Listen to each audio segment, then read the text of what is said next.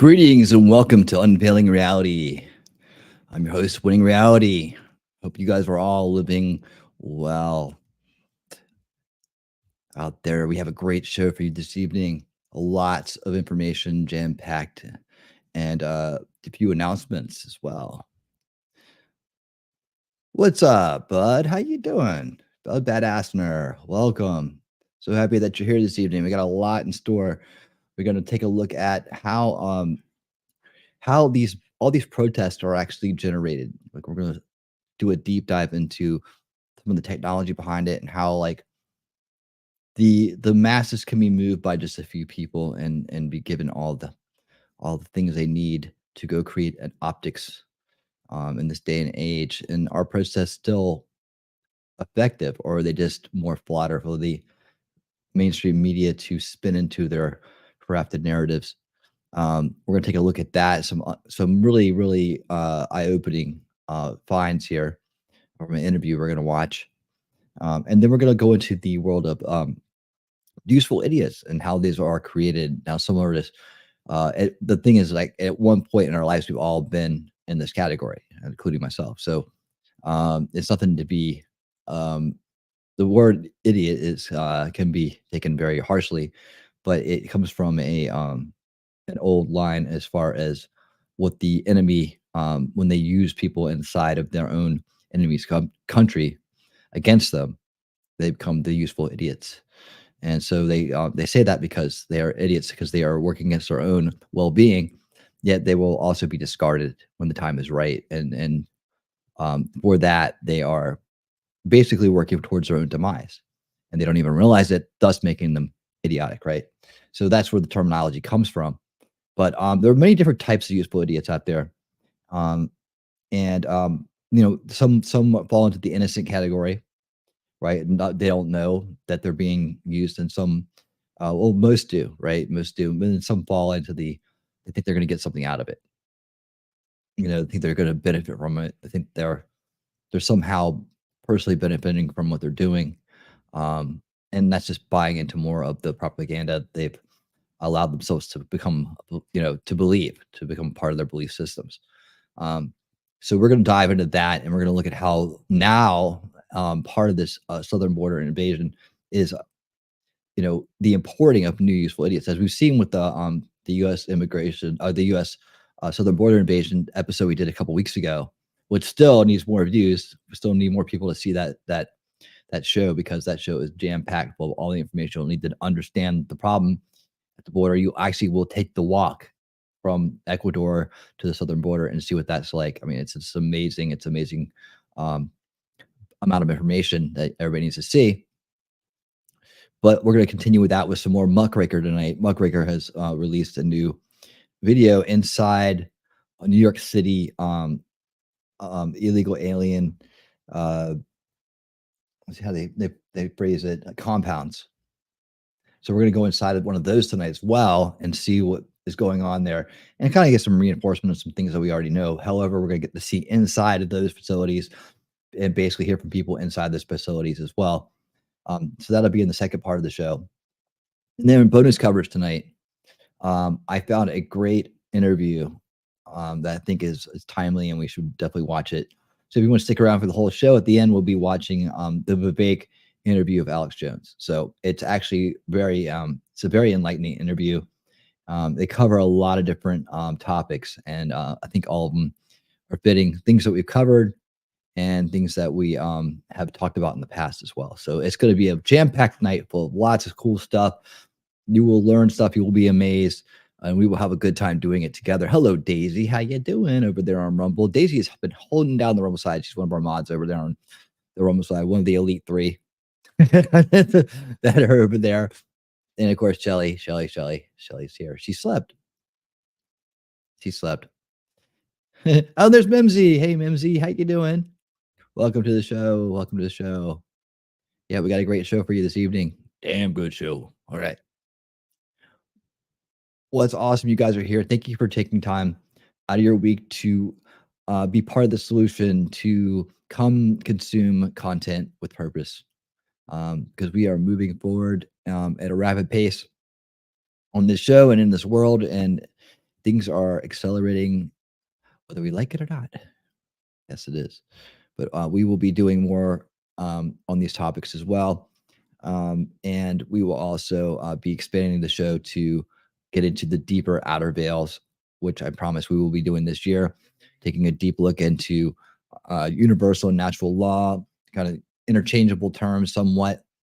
And we will be doing a very deep dive on that because that's the how, right? This is like why does corruption allow to flourish?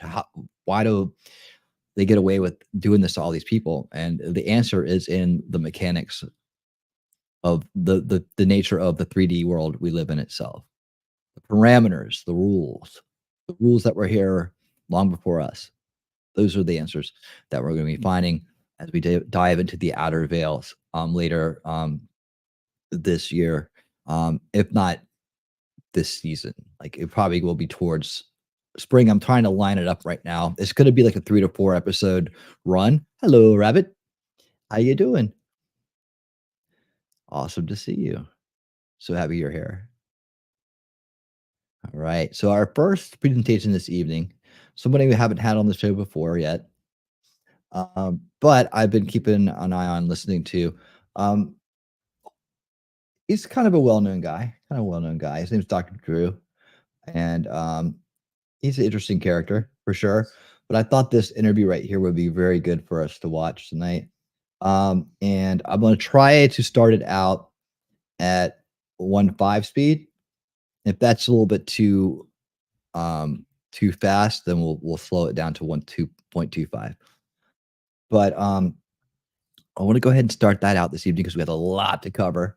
So this is going to be this is called violent mobs activated to create chaos just in time for the election. So that's why I think it's a timely topic to go over right now and to understand that we're going to be seeing more and more of this year. And so that when you see it, you got a great idea of it. And I did a little teaser on Monday night where I showed like the Code Pink ladies, like and going after Nancy Pelosi, but also pointing out that these people are very active nationwide, and also that particularly amongst the pro-Palestinian kind of line of thought, and all these protests that are popping up, right? So where did they come from? How do people get all these uniform signs and messages? How do they know where to be, at what time, where, what they're doing? It's like it's this big mechanism. So I want to start out by asking you guys, when you see these giant protests, how do you think that they come about, right? What are your kind of like in a baseline default um thoughts and images on that? Like how do you imagine these things come about? Talk about it in the chat so I can comment on it. But yep, I will put I already got them on. I already got them on. uh, but yeah, to tell me what you guys think. Like, how did they come about? Like, when you see these giant protests, where you think that people are just sitting around their house, and all of a sudden they get mad and they just walk out in the street and they see their neighbors do it and somebody else do it, and then they all just mob up and just take off somewhere, right? Um, it really started this really started coming about like a long time ago. But it got more and more organized as it went along, where these things could spring up instantly. So how are they getting to talk to each other so fast? How are they getting that many people together so fast? It gives the optics that there are that many people upset about something. Well, what if it was just a call to action? Like, what if it was just meet us here, get this sign here, and we're meeting up here for this. And we have to do this to save the democracy, or because of this, or because of that, right? And the people that show up don't even know each other until they get there, right? Maybe in some cases, in smaller groups, they do, but they're just getting activated. They're getting triggered to respond. Let's take a look at what Dr. Drew has figured out, and he actually had a gentleman on who we'll see in a second, Brian O'Shea, Brian O'Shea. I think that's right. And he's the one who's figured this out. He's a smart dude, and his information is really good. So you guys will enjoy this. Let's get this started. So we're gonna watch it on this view right here. Okay. All right, guys, here we go. Yeah, just go ahead and throw your comments in the chat. I'll pull them up. But when you think about how these protests come to be, right? What are your immediate thoughts? Hey, look at this. We got a 6-month membership chat from T-Rex Trucking and More. Hey, look, 6 months to Remember to keep on winning. Yes. Awesome. Thank you so much, T-Rex. I appreciate that. 6 months in the winner circle, man. You've been there a lot longer, but thank you for being an official member for 6 months. It means a lot. It helps everything keep running. As you know, there are additional expenses to being a streamer, and I do appreciate all the help. I really do. Thank you so much, sir. And we'll be doing something together real soon. And thank you, Rabbit, for letting people know where they can buy me a coffee.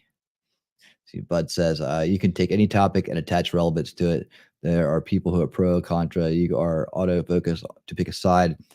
Best way for distraction as well. Yeah, you know what I say on this channel is like there's only two sides. There's the establishment and the anti-establishment. So, and actually that goes into the kind of our part of our talking this what we're going to talk about later in the second half of the show, with these useful idiots and how they are created. So that actually will fit straight into that topic. All right, 5-month membership for Rabbit. All winning, always bringing the reality. I love it. Thank you so much, Rabbit. That's awesome. You rock, girl. You sure do. Let's see. Daisy says they are organized. I watched a guy on stage in New York give a name of who to get in touch with anyone if anyone gets separated. He also said not to talk to police or media. Ah, the meeting place. They meet up. They get their orders. They get their directives, and there they go. Right? How do they know to get there? How do they know to get there and what time to be there? All that stuff is going to be explained right now. So let's get into it. Here we go. So today I was I wasn't even late, just the weather here is terrible, and I had to rush across town to get to the studio, and I was over at your mom's house. Justin Goodman is our guest, and we're talking She used that over at your mom's house thing. He's like, yeah, I was late, so what? about National Institute of Health and the leadership there, as well as some of his concerns about, as usual, the coziness between regulators and the pharmaceutical industry. So let's bring in our friend Brian O'Shea. Brian O'Shea. Welcome, Brian. Hi, thanks for having me. Good to see you again. Good to see you too. So, when I was in college, we were raising a big stink about the fact that the college was invested in South Africa during the times of apartheid. And we actually took over our administration building, and it became like a few seconds of national news. But I bring it up for this reason. I went to the, whatever it was, rally, to see what was going on. And I was blown away that at this rally that had started maybe 6 hours before, it's had some news and press associated with it. It was 1978 or something.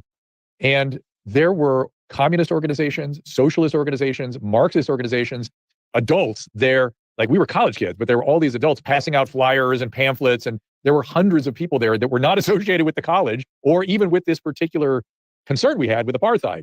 How did they find out about it even? So where does this happen that mobs get activated? What is the, and these days, of course, with social media, the information distribution must be that much more efficient. How does this happen?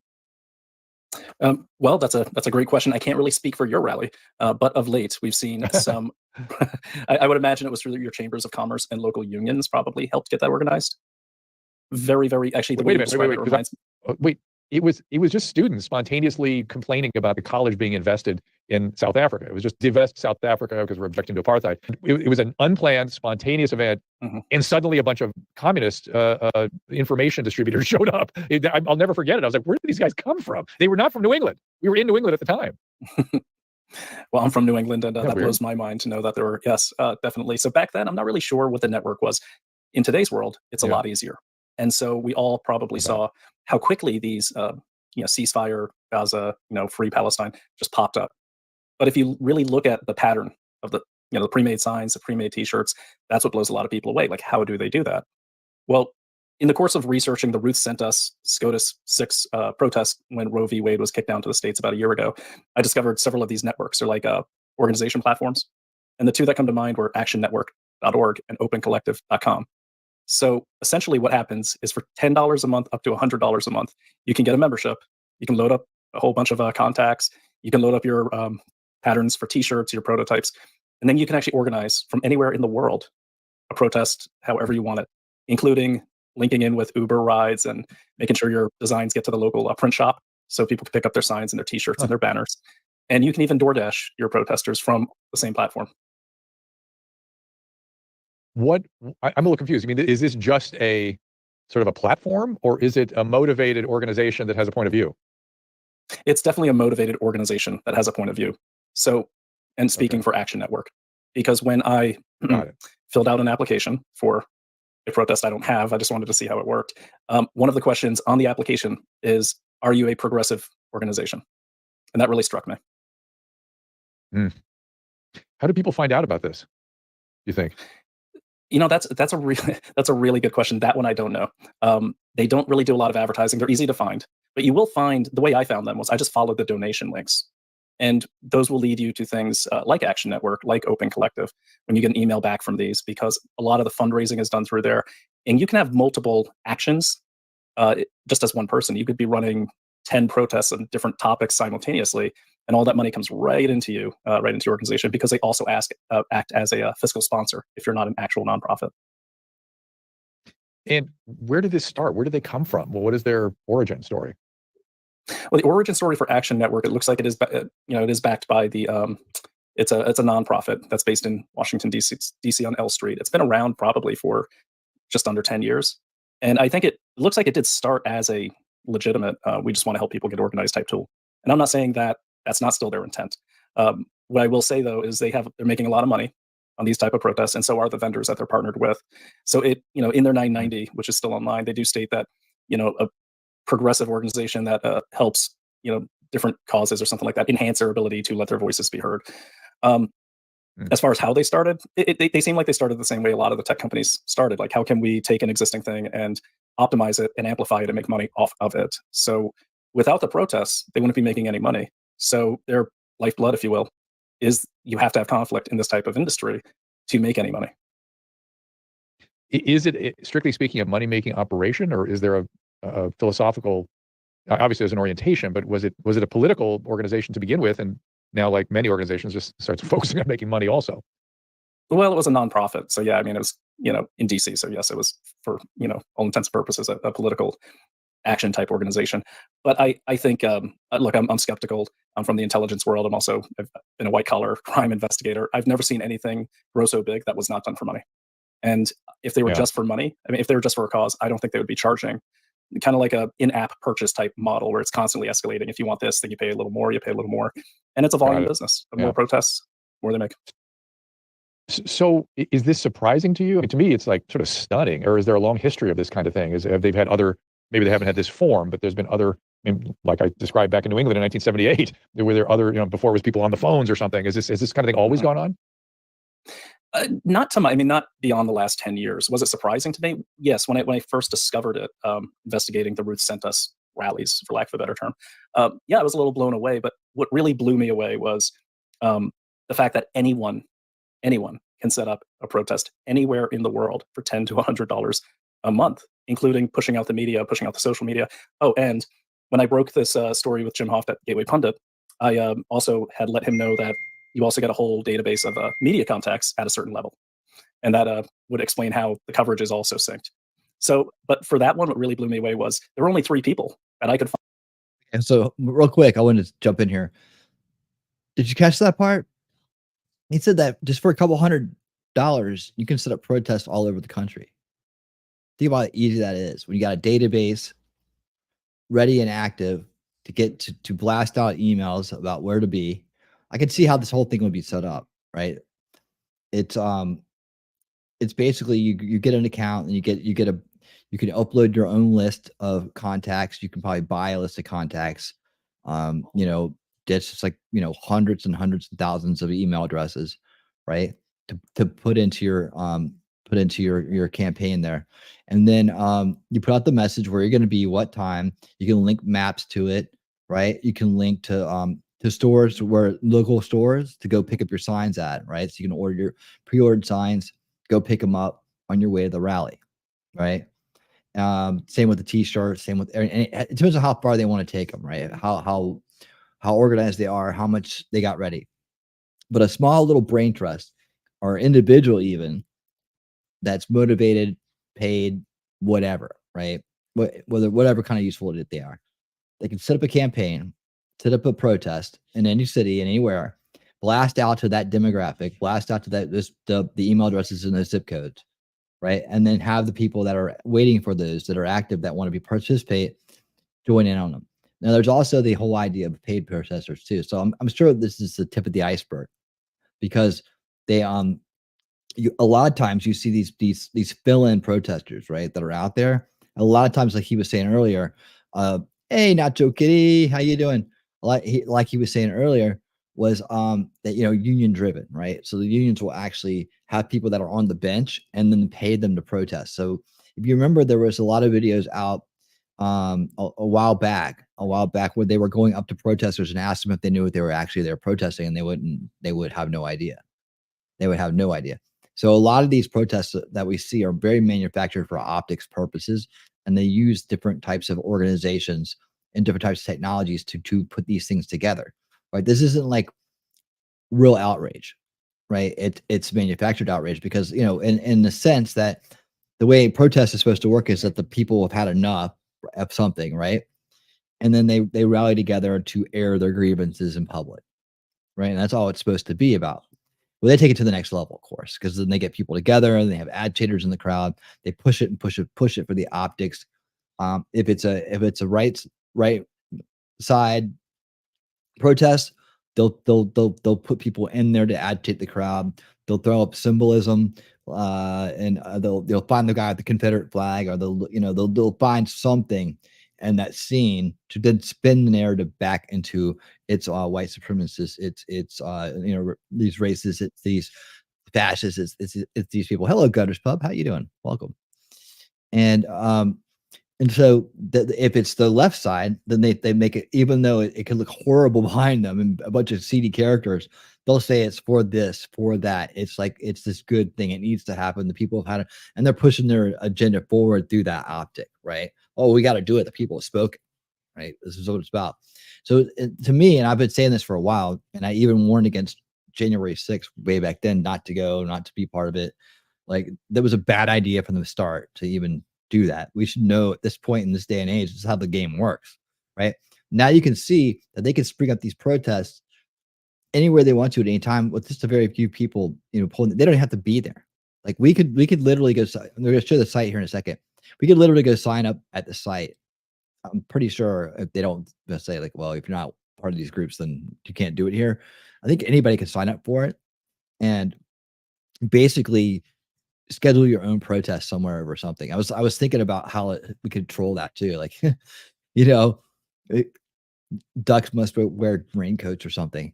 Have a bunch of people just show up that want to that are professional protesters. Basically, they'll get that. They'll show up thinking they're there to do something, and then just be ridiculous. It'd be great. It would be a great way to kind of set up some content. But anyways, yeah. So that's what they've been doing behind the scenes. Is very motivated people, while other people kind of who want things better or to be better, but don't do anything about it, are out there. These people work night and day to change things for the worse, and they're always thinking about what the next step is. So it's a difference in motivation that we're fighting between these professional protesters, these manufactured events, right? Than that your average everyday person is just trying to deal with their lives and get on with things. And once they just see things kind of figures, well, it'll run its course, right? It'll run its course. These are people who don't have a sense of urgency because they don't know the big picture yet, right? So they're kind of caught up in the middle of it. We'll get back to useful idiots here in a while, and how there's so many different types, right? I hate to. I was trying to think of a better way to word it, better terminology. I just couldn't come up with anything. So for the title, that's what it is. But you'll see when we get to it that I don't really look down on people that are kind of victimized by this, right? I want to pull them out of it. I want to help them away from this state. And like I said at the beginning, some of you guys might not have heard it. Like, we've all been useful idiots in our lives. We've all experienced this condition. But everybody here is most people, I would say, have I've grown out of that, right? That you've evolved past that. You've mentally evolved past that, because now you're here, right? You're here. You're part of the solution. We're here. We're looking into these things. We care about them, and we can then resist them by knowing about them, or even counter them, right? Cool. Well, let's get on here. What he's saying right here is that they found that there were only 3 people behind all these Palestinian protests, and I guess he's talking about the U.S. Let's back it up about 5 seconds. Let's see. Yeah, back it up 5 seconds, and let's go. Coverage is also synced. So, but for that one, what really blew me away was there were only 3 people that I could find that were at the core of all of those Roe v. Wade related protests. 3 people, and running it from 3 different states. Are these people active in My other bad, areas as Ruby well? Wade. Oh yes. One of them, and this was widely reported as 4 people. One of them turns out to be a fake person whose face is actually some English heartthrob daytime television guy. So yeah, well, so one of the people in those protests, one of those organizers, a very wealthy tech, former tech executive, and she seems to be at the core of it. She also created this fictitious person named Sam Spiegel, and the other one, there was another organizer named Snowden Bishop. She's very active. She is on Spaces all the time. We actually follow each other for some reason, and the last time I saw her space, they were talking about Ukraine and why it's important that we maintain our presence there. And so I haven't really looked that deeply beyond that case. That was a contracted case. So, but I do want to drill back into it and see what they're all up to now to see if it follows a certain pattern. But what I did notice is they never did take down any of their collection platforms on Open Collective. And it's called Collectives. On Action Network, it's called Actions. I'm surprised the press isn't digging into this. I mean, isn't this sort of a prime story, so to speak, of intrigue? And wouldn't it be interesting for any sort of even marginally investigative reporter to dig into this a little bit and tell a story? I mean, what is going on here? That I feel like this conversation is breaking news, and yet you've broken the story elsewhere, and still no one seems terribly. There's no momentum around it. That's for sure. I mean, how much time do you have? I mean, we've seen the press's coverage on stuff that would have been page 1 above the seam 6 years ago, or right. if it was Donald Trump. I think because all of these organizations all kind of connect to each other. I mean, there's a list of media contacts in both of these platforms that are all legacy media. So I think for whatever reason they're not covering it, but whatever's going on in journalism right now, that's a whole nother story that goes deep. I want to make sure I hear you. Are you saying that they are part of the organizations and that's why they're not covering it? No, they're not part of the organizations, but their politics, they are biased. Most of the all of the legacy media seems to be biased, and whoever is sponsoring them, whoever is buying the ads on, say, the larger legacy media sites, I can imagine that they are saying, you're going to cover this certain way, such as, and just so you know, I mean, on Action Network, BLM is one of their featured clients. Well, I was going to say, it seems like this sort of thing that helped, that if BLM wasn't part of this, they did something similar, right? When they developed. They actually used Action Network to get that organized, and right. And my question when BLM happened was how they get so organized. I mean, it's a command and control dream. If I was back when I was in the military, if we could get things organized that quickly, that would have been great. So why doesn't the right or the center, independents, do something similar? That is a great question. That's what I've been, or even use the existing one. I mean, I hate to feed any money into something like that, but I always say use the enemy's sword if they drop it, and it is available to anyone. And I don't think they care really. You could just check it. Yeah, I'm progressive. I mean, what's that mean? It's up to you. But I was saying this myself. Like, well, the right or conservatives really need something like this. Otherwise, they're never going to catch up. At a minimum, just to counter protest. Has anybody brought? I mean, your wife has a bit of a reach. Naomi, is she taking it to anybody, showing it to anybody, getting any traction? Hey, Sarcastically, how you doing? Nice to meet you. So I normally don't chime in much because my hands are normally busy needle felting, but I had to stop in and give thanks. Well, thank you so much. It's so great to meet you. I'm happy that you're here. There are always some people that are kind of around that I never get to meet. I'm so happy that when I do get to meet them, it's awesome. Thank you. And Daisy Girl, by the way, it's just for a stopping point. Daisy Girl, I see you over there on Rumble. And yes, that's part of the announcements I was going to make. We are going to cover the Tucker Carlson interview with Putin. Yes, we will. And if it's tomorrow night 6, then that's what we're going to do at 6 instead of I'm going to push the Repairing History special about Black History Month. I'm going to push that to the following week, and we're going to jump in and cover the Putin interview. Yeah, I meant to mention that earlier. I'm so glad you put that up. If I didn't, I forgot to mention it. We will be doing that. It'll be a special edition of Unveiling Reality tomorrow night. Tucker Carlson, Vladimir Putin interview, and I think that we're going to be doing that on Rumble. So we'll meet up a little bit beforehand, and we will be watching it. I don't know if we're going to watch it live or do the rewatch on it. I'll let you know. You'll be able to tell by the times, but keep your eyes open for the show alert and the announcements, okay? Because I'll have to play that one a little bit by ear. But that's what we're going to do. Yes, we are doing that. A very special Unveiling Reality tomorrow night for the Tucker Carlson, Vladimir Putin interview. It should be monumental. And actually, Shelley had a great take on this. I don't know if she said it on her show today. but I was so proud of her when she came up with this. She was like, she says, I bet that it's going to blow away the Trump interview as far as the largest viewed, which will then make. I almost want her to say it. She said it so much better. But then they don't. Then because Trump doesn't want his to be in second place, Vladimir Putin, he'll come back and do an additional interview with Tucker to make his VP announcement, and that'll break that record. So let's keep an eye on Shelly's predictions, because I think that she's onto something here. All right, let's get back into it. Interest from anybody? I can't really speak to that. Getting any traction, interest from anybody? I can't really speak to that because she's actually so involved with, as you saw in your opener, that she's so involved with the Pfizer documents. There's just, she actually has a similar capability on dailycloud.io called Communities, but this is that's a donor-based operation versus this very, very corporate-based operation. I know Jim Hoft at the Gateway Pundit has put it out, and the Post Millennial also covered it as well, but I don't think anyone's talked about, except for myself on Jim Hoft's interview, using it using it the same way they are, using it the same way to raise money, to organize people, to make sure people vote. Right. It's all kind of weird and confusing to me that they have to be aware of it. I mean, who knows? They're going to be talking about a little bit more and more about, like, you can use these tools yourself.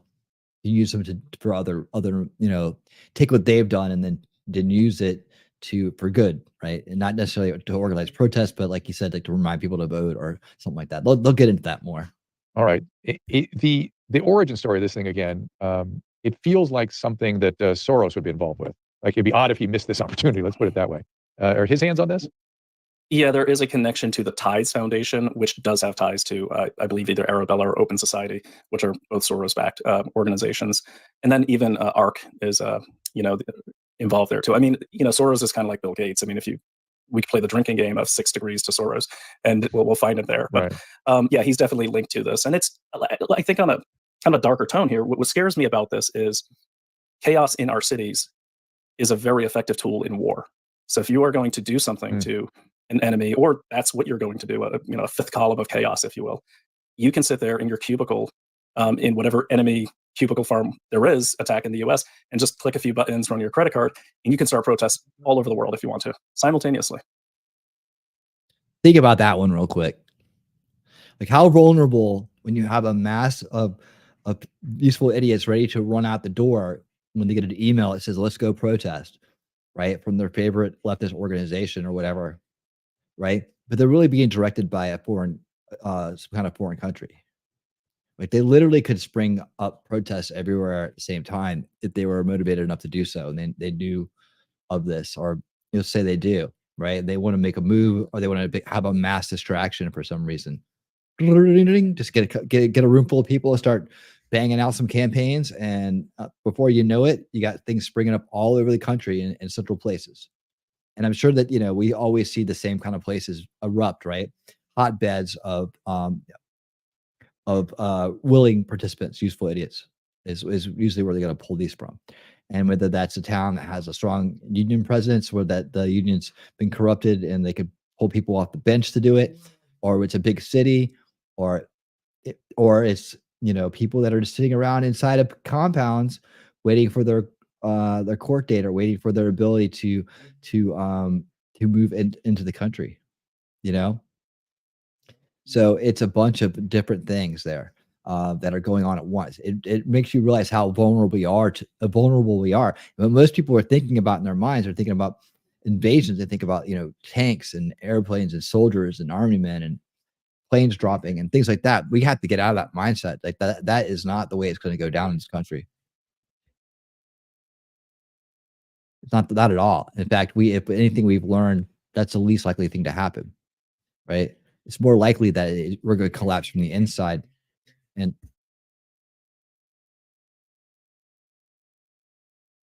that's the most likely thing that's going to happen. So we can see that here's an inroad to that kind of chaos ensuing.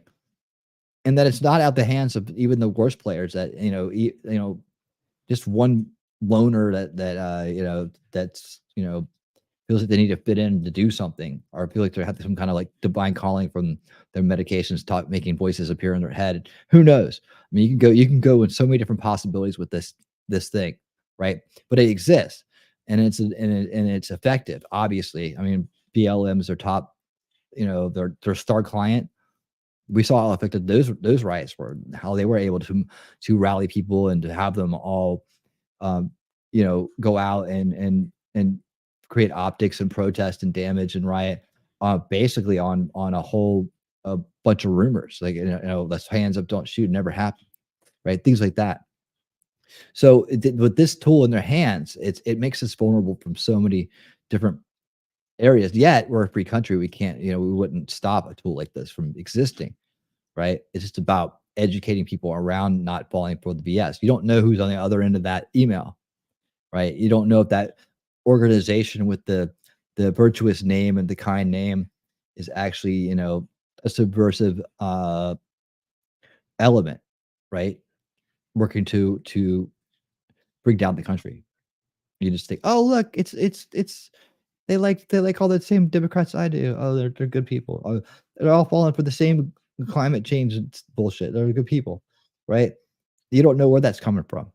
Right? They put an American name on it, and people will think that's legit. It's kind of interesting, isn't it? Again, I don't understand why other people aren't doing something in the other direction. I don't know. Maybe there's opportunity there. What's that, Susan? What do you mean? Can you hear Susan when she talks? You're saying the media? No, I'm asking why people with alternative points of view aren't fighting back in a similar way, and why things that Naomi and I have been talking about for a long time in terms of certain around vaccines and around overreach of government and public health, why people haven't.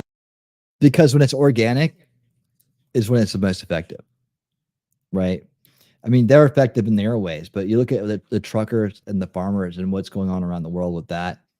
The border issue here with the food issue over in Europe. Those trucker convoys are beyond this, right? So it's the organicness of a protest that makes it effective and real. But these are not. These are manufactured protests. And so one thing, and I'm probably going to disagree with these guys on, is adopting the tactics of your enemy. Like, one thing you don't want to do is become your enemy, right? Because they drag you down to corruption. Now everything's corrupted, right? I would say counter that by doing the opposite. However, I think that the farmer protests, the very natural kind of like driven protests based on real things, right, that are becoming very effective over in Europe and other areas, and that it was the trucker convoy in Canada is very effective. And you can always tell about how effective it is by the response to the establishment and whatever countries it is. But they're very effective because they not only they hold the supply chain in their hands, but also they have the big equipment. They have and they're in it for survival. They're legitimately in it for survival. So that brings it to a whole nother level when these people are out there for virtue. Survival versus virtue is really what separates a real protest from a manufactured one. I would say at the root. But yeah, they're gonna, I don't know that doing what they do is the right thing. I'd like to see all protests kind of like subside, right? And you find a better way to do things and put people in the street, because it opens up the door. The loophole is so huge for subversion and for chaos doing it this way. And not only that, but then to have all that effort, say it was a legit protest, optics, right? They go as far as to stage the optics. What the people will go down and protest peacefully at the Capitol. They were ready for that, right? They spun that right into a full-blown insurgence, didn't they? Right? They had the optics ready. They stood down the Capitol Police. They did all these things to create the scenario. And then they put agitators in the crowd. They had them there from the night before. They were monitoring their social media, right? And so they had the people in place to create optics out of what should have been, and what was at its root just a peaceful protest, right? So that's the danger of these protests these days, and like manufactured protests, kenoshas, and all that stuff like that. They'll let those things run and run and run. They'll stand down on them, and then when it's not something that they're in favor of or in control of, they'll spin it into a demonization campaign, and the people who participated in it will get the full extent of the law, corrupted as can be, and suffer for it, right? So as a deterrent for further actions, like real actions. where you see people that were in Kenosha and other places like that walk out. So that's the difference. So I don't know that we can participate and become them by using it that way. Now, I would say that the way we would do it is to troll it, right? Because we would meme it. We would turn their ways into memes. So then it's not attractive in that capacity to go do something like that. You know, like I said, have a bunch of these radicals show up and, you know, protest to have raincoats put on ducks. You know, something like that. That's our way of doing it. But I don't know if it's actually doing it their way would do more than just, you know, feed the system, feed the controlled system they have now, and just create more demonization. And unfortunately, if something goes down and they capture it, it could get even worse. So let's continue. Organized technique to organize. Why RFK Jr. doesn't use it? They do use it. You know, there was a mentality that I came across years ago. I was at the Capitol Hill Club, the conservative one. So there's the left and the right Capitol Hill clubs. I happened to be at the Capitol Hill Club with a member of European Parliament named Daniel Hannan, and we were talking about this very thing because Obama had raised a ton of money through nickel and dime donations, and that's when that was something new. And I brought that up. I said, well, we should do that. And there was this donor there who was very nice, but she was, the white pearls like out of a Ron Paul did it first. Movie, and she said, I would never do something they're doing. And there's that kind of mentality, but there's also awareness of it too. If it's not getting covered, people don't know about it. And you're right. I mean, something like this, for all those entrepreneurs out there, can make someone on the conservative side a lot of money and help, balance the scales a little bit. It's very odd. Well, the other thing I wanted to talk to you a little bit about and get an update on what's going on with China. I mean, Susan loses sleep for about 5 days after we talk to you usually. Is there any update on I mean, since we last spoke, the World Health Organization has come in with this treaty, so-called, where they essentially want sovereign privilege over all countries and all elected officials in the setting of a new emergency. And this is obviously funded by China. Is there something really sinister going on there, or just misguided?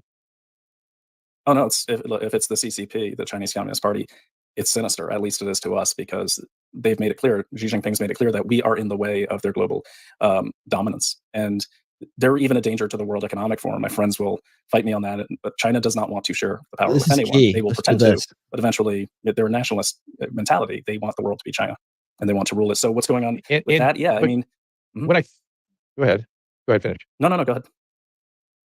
Well, I was saying that I've been thinking a lot about that lately, and I actually, Elon Musk got me kind of thinking about it, because he seems very clement towards China. He thinks we should be engaged with them in our business practices, and I'm thinking, what is going on here? Why is he feeling comfortable with them? And so the question that sort of came to mind for me as it pertains to this very topic that you're presenting, why would they want to destroy their primary market, their primary source of income and sales? And we're it. Why would they want to do that? Well, they want to do that because they can't control the American people. I mean, to really have the dominance China needs and wants, they need a certain mentality, and they're waiting for the next generation. That's why there's so much neo-Marxist type teaching as it is involved with the Chinese Communist Party. So why would they do that? You're right. Right now, we are their key market. Right now, we are. But if you see what I'm sure you have, what they're doing with the oil negotiations with Saudi Arabia, the way they were actually building a pipeline with Russia and Ukraine prior to 2018, yes, with Russia and Ukraine. And, the thing is, once they have the dominance over the world, and they can create a system where they're forcing where the spend goes, just like they do with their own people. So, for instance, that social credit system, if you really look at it, that's a system where if you don't do certain things in society, you can lose points. If you help the old lady across the street, theoretically, you can gain points, and it's tied to your credit and everything. But you also, if you buy something from Amazon or you Google or Baidu, 7 years in Tibet, you will definitely lose points. But if you buy something from Alibaba, you gain points. They're on the digital credits. They're on the digital currency system already, and there's only certain things you can buy. So when you have that kind of dominance, you're feeding the money right back into the system. They don't have that with America right now, and I don't know if they think they ever will. Best to just kind of get rid of at least the American mentality and America as an identity to really subjugate the people of America, which is it's a tough thing to do, because we're in chaos with each other. So it must be a nightmare to try to strategize that one out. And I think that's the goal is, well, I know the goal is by 2049, having that type of global dominance over everything. That's interesting. I've not ever thought about our conflicted, split system right now and all the extraordinary differences of opinion as our strength against China. Right. Yeah, it's a strength because there's no group. So, do you worry about the digital wallets that the EU just put in place or created? Yeah, I worry about anytime currency or spend is digital because someone controls those servers, and it's certainly not the person with the wallet. Hmm. It's interesting. The thing that they said that bothered me, they're like, well, now we got to figure out what goes in that wallet, meaning Oh, God. cards and identity cards and, all that, and maybe social currency cards. That to me seems like one step towards exactly what China would like. Well, China has that in China right now, and it's worse because in China, the currency actually expires. So you can never gain independence Mm. by playing by the rules and saving money or anything. And it can also track you. It could also punish you for voting for the wrong people or hanging out with the wrong people. And it could also keep you from buying anything to ever be independent of the state. And that is the goal of China. And it seems like a lot of our politicians here would love to have that kind of power, very much so. What do you think that is? I don't understand that delight in wanting to tell other people how to live by American leaders. That just seems weird to me. And it was even weirder. There's people wanting that. I mean, I just saw it in writ large in California, where our governor seemed to delight in shutting everything down, and then people welcomed it and then wanted it to keep going. It's just I can't understand that psychology. No. Look, I think a lot of that first comes from ignorance and just a lack of education in the history of the world. I mean, you can pick up any book on the Cultural Revolution under Mao, and you see the exact same events over the last 3 years play out almost to the letter. The other one is people don't really understand what real communism is and how horrible it is. They see the kind of fluffy Denmark or those kind of versions of it. So Yeah, I we talked to Christine Anderson a couple of days ago. The EU Parliament member that has been fighting against particularly the World Health Organization treaty and whatnot. And that's where our conversation went very quickly. We went to 1790 France. We went to turn of the century Russia. We went to later in the century China. I mean, those historical cycles that recur and are very predictable, and they sort of some parts of it at least play out in a very predictable way. People seem totally unaware of it. Either side, they just or they accuse another side of being evidence of it when they don't even know what the evidence is that suggests it's actually going on. You know what I'm saying? They just seem so I know what you're saying. Lost in yeah, they just don't seem to understand the history. They haven't studied the history. They don't understand the history, and they know it as empty slogans, and they just sort of accuse everybody else of it when they themselves may be the ones doing it. Yeah, that's classic Marxist tactics. The first one is just to obliterate the history. There are a lot of historians that refer to it as the People's Republic of Amnesia, and most people under a certain age don't even know about Tiananmen Square in China. Here, I was horrified listening to a true crime podcast or just a geopolitical podcast a long time ago, and someone mentioned 9/11, and this kid sounded like, I'm guessing, a graduate at least. He's at least 22, 23. He's like, "Oh, hey, what is that again? What is 9/11?" Wow. Yeah. Wow. I have been obsessed with pre-revolutionary France for about 10 years because I could see this coming in the personality styles that were predominating. I kept saying there was going to be guillotines, and now people don't understand is if you bring out a guillotine, you go on the guillotine eventually, even though you're the one that brought it out. That is mathematical certainty. But lately, I've found myself reading a lot about Lenin, and I am shocked at how modern and how much of the present moment is represented in the stuff he was doing. Oh yeah. Oh, totally. Right down to the currency and everything. And not only Lenin, but recently I've been reading a lot by Federalist has a really great journalist named Davida Duffy, and she knows a lot about the Spanish Civil War from the told history, because her people in her family escaped from that, and that is almost exact. But just reading, I mean, every time I'm reading 2 books, Fahrenheit 457 and I get the temperature right, and 451. The history. Thank you. And then also the anything about the Cultural Revolution, the Great Leap Forward. I have to put the books down because it's literally like I'm reading what's happening today. Oh no. Yeah, I have that exact same experience. I'm like, it's obsessed me too much. I can't read it. Well, listen, a little breaker. Brian, I want to bring you back after the commercials, after we hear from our sponsors. And I want to talk a little bit about the border before I bring Justin in. But I want to address hear what your thoughts are about that, what our risks are with that. I mean, any of us can just quickly imagine what we might be getting into here, but I'm curious what you think. So Brian O'Shea is with us. Brian, do you want to send people anywhere to find you, just your Twitter handle, or where would you like people to go? Well, I'd like them to go to actually dailyclout.io and just search under mostly peaceful or unrestricted invasion to find our video column.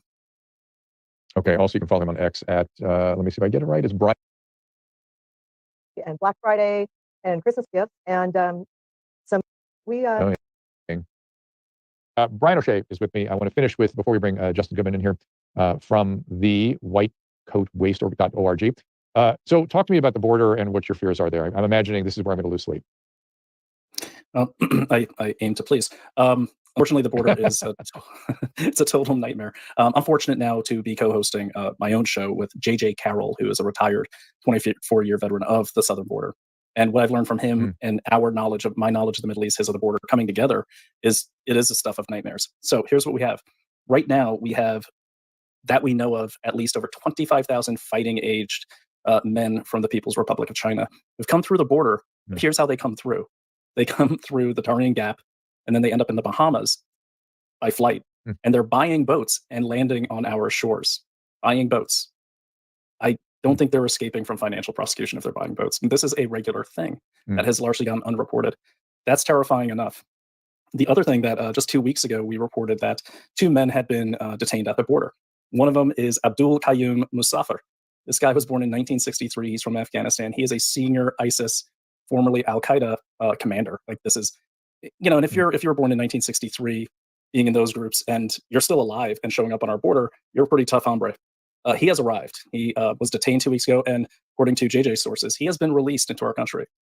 Another guy that came through is a El Hajj General Habibullah Ahmadzai, who is the former. He used to be basically working directly for President Ghani of Afghanistan, and he has arrived now and was also detained and released. And so, what I was talking about, with JJ and our audience, and it hit me when JJ told me they released these guys. He said, "What do you think this means?" And I said, "Well, I know when there's something bad about to happen on a military level or a paramilitary level, the foot soldiers, the intelligence arrives first, followed by special operators to take down the bridges, take down the communications, or cause chaos.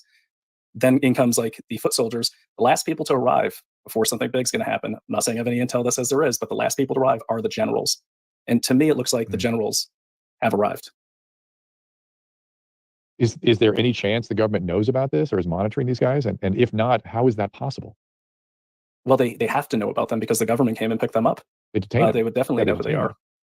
They detained them. And, the second, both of these guys are on, one was on Interpol. They're certainly in our databases. But, another troubling thing is that after 2012, 2013, it seems like the U.S. intelligence community shifted away from counterterrorism, like just shifted away from it. And that's from multiple people I've talked to and I've heard. So I don't know why that is, but it doesn't bode well for us because it tells me, we may have some enemies within here. Somebody floated a theory I wanted to ask you about. It's not specifically related to this topic. It's peripherally related. That he wondered whether the CIA was involved with the Mexican cartels in a sort of Oliver North Contra affair, and in some manner benefiting from what the cartels are doing, including helping monitor these invaders. Is there anything like that, or where they're shunting money to other because of what's going on, but the cartels are able to shunt money to an ally or something? Is there anything of that nature in your mind going on? Is that a possibility? I mean, yeah, it's certainly a possibility. And, I think you're referring to the Mena case, Mena, Arkansas, where all that started. I'll say this. What I do know is that when the CIA operates in different countries, they have their own thing going.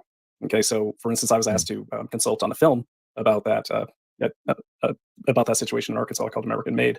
And originally they thought, okay, the CIA is working with the DEA and all this. And they don't. I mean, they kind of always do their own thing, and they have their own directives that they're following. So yeah, it's definitely possible. But again, CIA is not law enforcement. They are an intelligence gathering service. And so if they're doing something, it's not going to be to stop people coming in. It's going to be for whatever strategic directive they're operating under. Right. In other words, it could be not obvious to us what the final benefit is from an intelligence standpoint. Would that be safe to say? Yeah, I think that's a safe way to put it. Just like your example is great. Yeah. They were parallel to what was going on, but it was opportunistic for them. Yeah. Well, Brian, I shall toss and turn a bit for a few nights yet, having spoken with you. I appreciate it. But I'm glad to know you're on the job and raising awareness about these things. Is there anything before I let you go we need to do insofar as the I've already forgotten the name of the organization that is organizing the, what is their name? The Action Network. Is there anything we need to do about them, or is there anything we need to do about that? Is it we just all just sort of go ahead? Find a way to copy what's working, whether it's the enemy doing it or not, or your enemy, whoever's enemy is their enemy. But if it's working, do it. And even if you have to use that, or you can use their service. Use their service themselves. Use their service. Use the very thing they're using, as you said. Yeah, if they leave the sword, pick up the sword. Yeah, and I'll just say this. I mean, when I was, I was in special forces units as an intelligence guy, we trained not only with like NATO weapons, we trained with all the world's weapons. So we knew we could pick one up and use it if we had to. And everyone should have that same mentality. It doesn't make you them to use their weapon. Just like it doesn't make Action Network bad. It's the people that use it and how they use it that make it good or bad. I don't know if they're good or bad, but that's, it's a tool. And I would encourage people to use it. Ryan O'Shea, thank you so much. Tell them again where you want them to go. Again, go to dailyclout.io. And I do want to say, actually, if I may, today is the publication date of Naomi Wolf's new book, and it is called Facing the Beast. I recommend people get it. And the other thing I want to say is her birthday is this weekend, and happy birthday to my lovely, lovely love of my life. We say the same thing to her. Happy birthday, Naomi. Tell it really quickly. What motivate them to read the book? What are they going to find in there? Oh, well, that book is a collection of essays and everything, all written by Naomi all through the pandemic. Really, really, kind of narrating both the personal and the different stories that kind of motivated her along the way to land in the center of this fight. And really, I think it's a great way for people to get to know her and realize that this woman is operating with a big heart and a pure soul. And hopefully, it inspires people to do whatever they can. I mean, one of her motivations was my son and keeping him safe. So. Oh. But that desire she's always operated that way, and that's what I've learned about her. Yep. You're not listening. It can look like she's taking on different fights, but it's really the same fight across the board. And I told her when she was telling me about this book that it's important history. She's documenting important history here, and so it'll be a very important book, I think. So, Ryan, thank you so much. Thank you very much. All right. Well, there we go. What do you guys think of that?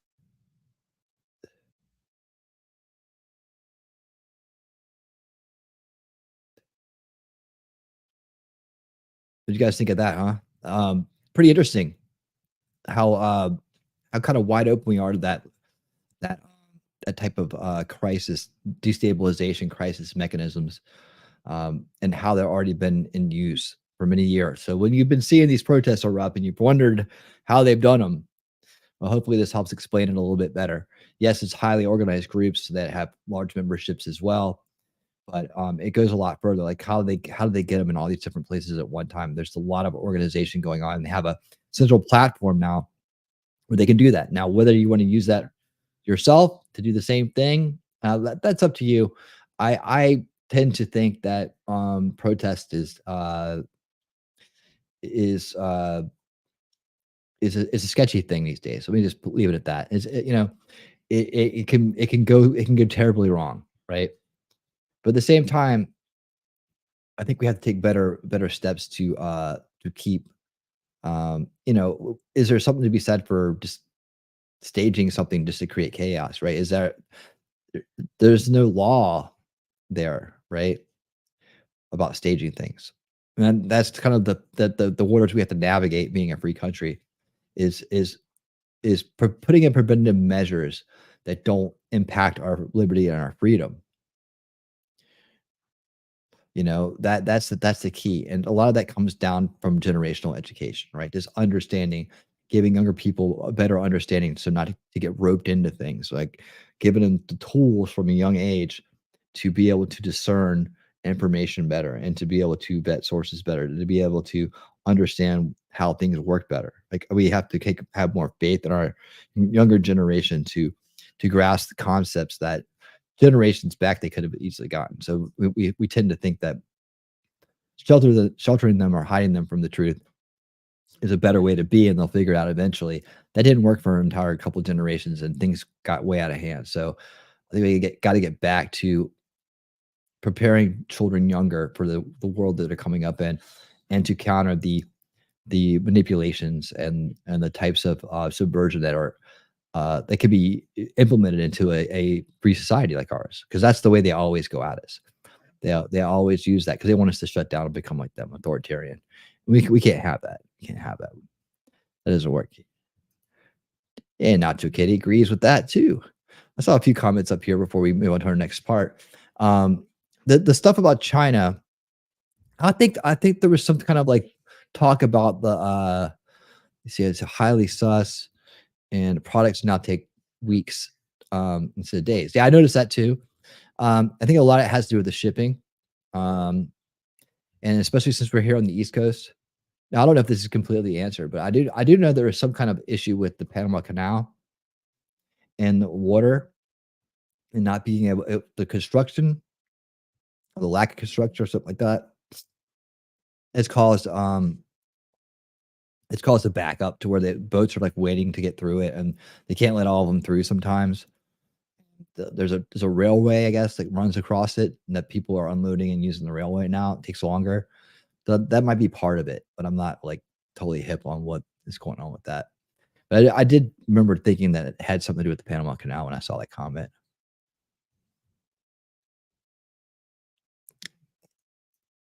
Bud says, I remember the protests from Israel against the refugees at the border. Before the war, they had a bad image, and the war came up. Yeah, so interesting stuff. I thought you guys would like to know about that, especially since we're going to be heading into a heavy protest like a couple of years. Imagine what it's going to be like leading up to the elections, and imagine what's going to happen after the elections should Trump win.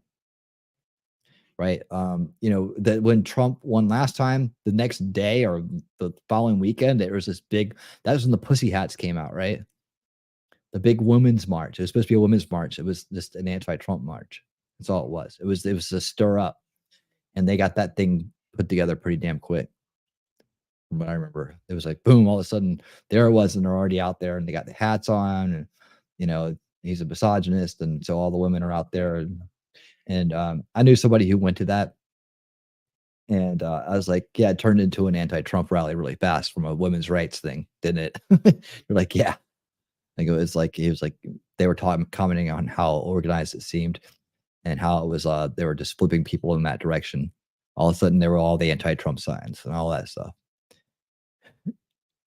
Yeah, and the best meme ever was the girl screaming into the sky. I know that was beautiful, wasn't it? It was a thing of beauty.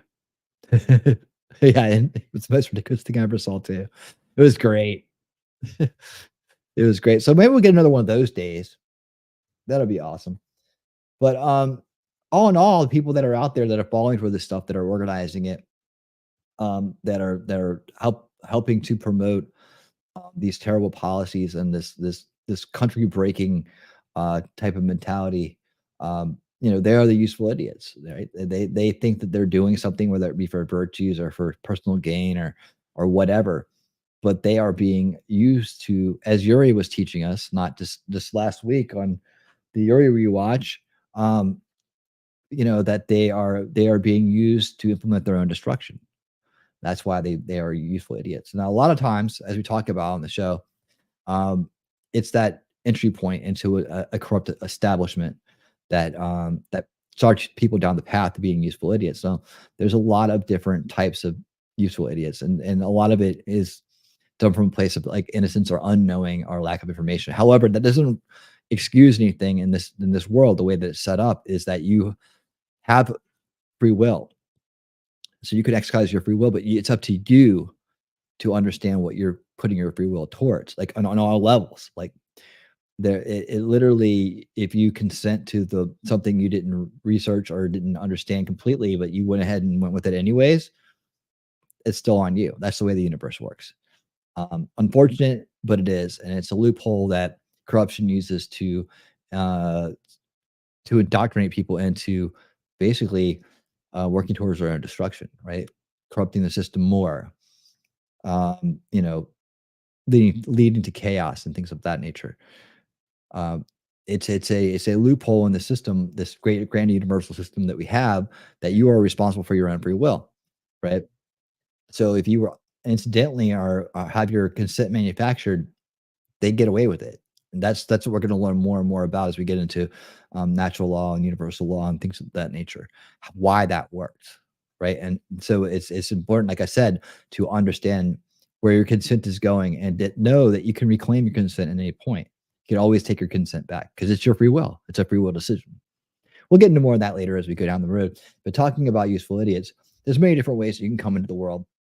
And when we're born into a corrupted system like this, the subversion is everywhere, right? The propaganda is everywhere. The indoctrination is everywhere. It's in education, media, entertainment. It's all around us, and we were born into it thinking this is normal, this is right, this is the way things are, right? So we don't have anything to compare it against. So we think this is the way it is.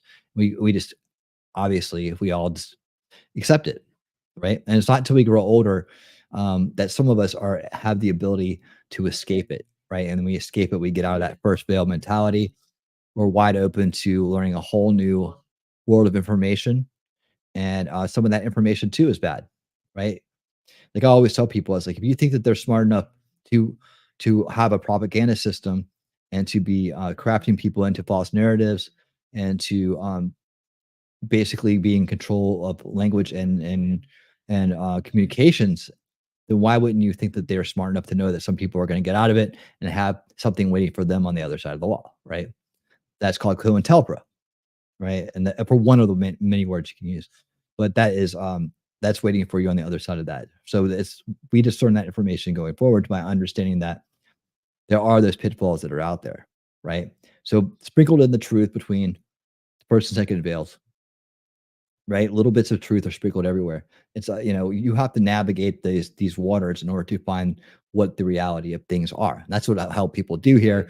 My 15 plus years of experience of doing this and having gone down all these different rabbit holes and done all the thinking and all the research, and coming to this conclusion of that this is a bigger generational warfare system that's in place, and that these veils are very intentionally set up, right?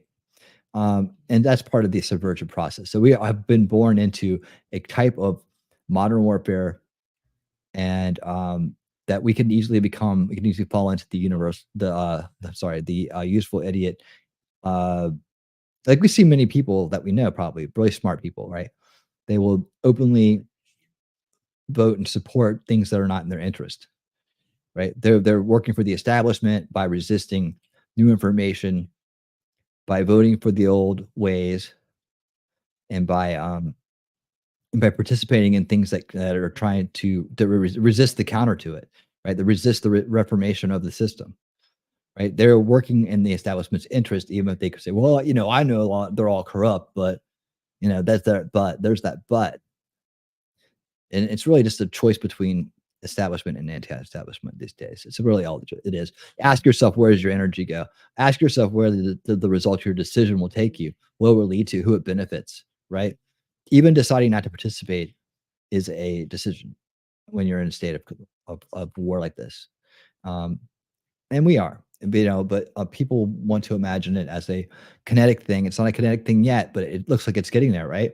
When you see these amount of people that are coming into our country, lawless and uncaring for it, right? Only here to be opportunist, only here to because they believe that they were in some cases invited, and in some other places, very nefarious reasons, for terroristic reasons, for larger foreign agenda reasons, right? We see with China and other places, and we'll get into that too. We got more of that coming up right here tonight, as we will take a look at the inside the New York City illegal alien compounds coming up. Muckraker's new report. This is great. You guys are gonna love this stuff. But before we get there, I want to talk about do a short video here. I'm gonna bring in Mark Dice, and I want you guys to listen to what he has to say. Now, this video is called "My Problem with Candace Owens," but he doesn't really have a problem with Candace Owens. He'll set that straight at the beginning, but he wants to point out something. This is what we got to do, and I think the Mark really, really nails this in the way he puts it. So I won't talk over it much more. I'll let him explain it, and just say that I've listened to this and I get where he's coming from. But listen to what he talks about when he talks about how people can be molded into becoming useful idiots. It's like it's in what he's saying. So let's take a look at this, and when we come back, we'll do the Muckraker documentary, our report, I should say. Here we go. I like Candace Owens a lot. I think she does fantastic work.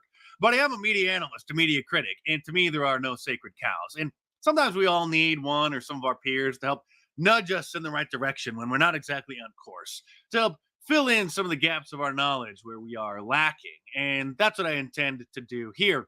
Because Candace made some recent comments about how she believes that Hollywood was created by the CIA, and she's being attacked by Media Matters, saying it's completely ridiculous. She got community noted for it. Here's what she said.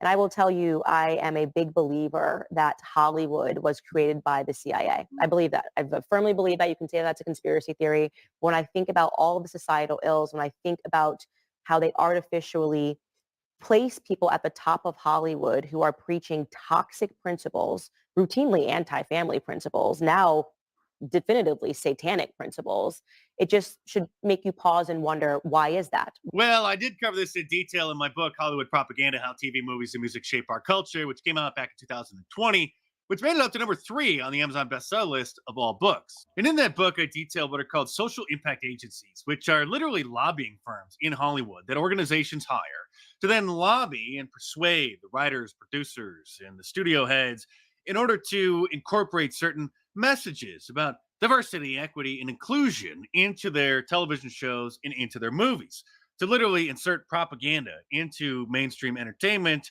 that is just designed to look like ordinary entertainment. And of course, I named names. One of them is called Proper Daily, which was co-founded by a guy named Greg Proper, who used to work for the Clinton Foundation. Another one is called Purpose, which brags on their website that they use public mobilization and storytelling to help leading organizations, activists, businesses, and philanthropies engage in this fight for DEI, of course. And we create campaigning labs and new initiatives that can shift policies and change public narratives when it matters most. Back in 2019, Proper Daily held a private event with 400 of the most influential writers, producers, and executives in Hollywood in order to lobby them to, well, implement what's called social impact entertainment, or SIE, into their projects, which of course is a fancy term for social justice propaganda, where they did admit that they wanted them to think differently or with more nuance about certain characters or storylines and hopefully create a more empathetic public. In other words, they were lobbying them about the kinds of messages that they wanted to be inserted into mainstream entertainment in order to shift public sentiment about, well, certain issues like Black Lives Matter and LGBTQism. These are not PR firms. These are lobbying agencies. And unlike lobbying in Washington, D.C., which does have a bunch of strict rules, which, of course, the lobbyists and members of Congress, other public officials always break, but there are rules in place regarding the kinds of gifts that can be given in order to try to avoid bribery, because bribing a public official in order to get them to vote for or against something is against the law. But there are no laws about social impact agencies giving gifts to writers, producers, studios in order to encourage them, to persuade them, to lobby them, to get them to do what it is that their client is paying the social impact agency to get them to do. So GLAAD, the Gays and Lesbians Against Defamation, basically functions as a lobbying firm on their own, and probably also employs some of the more powerful and well-connected ones like Proper Daily, Purpose, and others through their GLAAD Media Institute and their annual Studio Responsibility Index, which is a report that they put out that tracks the number of LGBTQ characters and plot points in all the major television shows and all the major networks and movies. And they use that in order to persuade, to harass, to coerce the studios into making more of them every year, because it's never enough and they're never happy and they're never going to be happy. And their 2023 Studio Responsibility Index report is 90 pages long. And it tracks all the content from all the major studios, including Amazon Prime and Apple Plus and Netflix, Walt Disney, of course. And then this report is used to create the DEI score for the studios. And as you can see, Netflix had 22% of their total films that the studio produced last year were LGBTQ inclusive. And so they only rated them fair. 22%, almost a quarter of their films have it in there. That's not even good. It's just fair. Paramount Global, 29%. Sony Pictures, 21%. Walt Disney, 41%. And then they did rate them good. So they're happy that, almost half of all Disney content now has LGBTQ content in it. The Human Rights Campaign, which is an Orwellian name that this leftist organization gave themselves, their symbol is the yellow equal sign. Like, how many times have you seen this yellow equal sign? I remember seeing this like 10, 15 years ago and wondering what the hell it meant. Like someone told me one time it just meant like, like marriage rights or something like that. I don't, even down in a place like Atlanta, Georgia, people you'd see a lot of these, right? Especially in the Midtown area. But yeah, that's what I thought it was forever. I had no idea until I saw this. I'm like, what it was. It's like, oh, this is what it is. Okay. They're just another social impact. Jacob, agency. what's up? They put together DEI. And hey, Crown, how you doing? Lobby the studios as well. So all the cultural Marxist content that we've seen explode in the mainstream over the last 10 years, which ideological is now subversion, impossible to avoid on the Disney Channel and on Netflix cartoons for the kids and on Nickelodeon. It's everywhere. You've seen all the clips. Didn't just happen on accident. There was a well-funded, well-organized campaign working behind the scenes lobbying the writers, and the producers, and the studios in order to do that. Planned Parenthood has their own lobbying division. It's called the Arts and Entertainment Engagement Office, and it had been run by one particular woman for decades, which the Washington Post calls their secret weapon. Abortion rights may be losing in DC, they said, but they're winning in Hollywood. Part of the reason is Karen Spruck. The Post goes on to note that she's Planned Parenthood's woman in Hollywood, or in official terms, it's a director of arts and entertainment engagement. She encourages screenwriters to tell stories about abortion and works as a script doctor for those who do, as well as those who write about any other area of Planned Parenthood's expertise. But back to suspicions of one person. They say, well, how one person can't make a difference, right? One person has been behind all that. Hell, we just watched Fast Times at Ridgemont High last Sunday, and there was a abortion part in that film that I totally had forgotten about. But yeah, that was just kind of like put on in there, wasn't it? Such a great movie, didn't really even need that, but I guess it was just so Damone looked like more of a dick. But anyways, yeah, so one person working behind the scenes for decades just to try to get more and more of that kind of content put in there. But what they're doing is they're crafting a narrative. They're building it into the culture, and then that by acclamation, right? People will be more inclined to participate in that or to defend it. To feel like it's a virtuous thing that some kind of like real something's being taken away from them personally when they see opposition to it before they even learn what the other side thinks and why they have the concerns that they do. That's why these hot topic buttons, these hot topics that come out every election cycle, continue to persist. They're designed not to be resolvable. But you look into like how people are spun up into becoming activists later in life. Well, you put it in Disney movies, you put it in all kinds of like early childhood culture, right? And they're raised with believing this is the normal way to be, and that whoever opposes it is trying to defeat the American way of life. They don't see the difference, right? So they're easily more susceptible and easily corralled into perhaps activated later in life with these triggers. The CIA working with Hollywood. That's an old open secret. So open, in fact, that they have a section on their website. It used to be called the Entertainment Liaison Office, but now they call it the Office of Public Affairs. Oh, and by the way, I forgot to ask. Please give that a thumbs up over there on Rumble. Man. I'd appreciate it. And here on YouTube side, please give it a like. I appreciate it so much. It helps with the algorithms, of course, and it helps people know that the content's is good stuff and that they should stop by and check it out. And for everybody on the rewatch on either Rumble or YouTube, thank you so much for being part of this evening. And I do appreciate you guys taking the time out to rewatch it live. It means a lot. So let's keep going. Let's keep it going. And the Department of Defense has one as well, where they admit that they have the Department of Defense Entertainment Media Office, which supports studios, production companies, producers, directors, screenwriters, location managers, actors, and filmmakers in the production of both scripted and unscripted films. I mean, you didn't think that Hollywood studios could just go and rent all of that military equipment to make movies.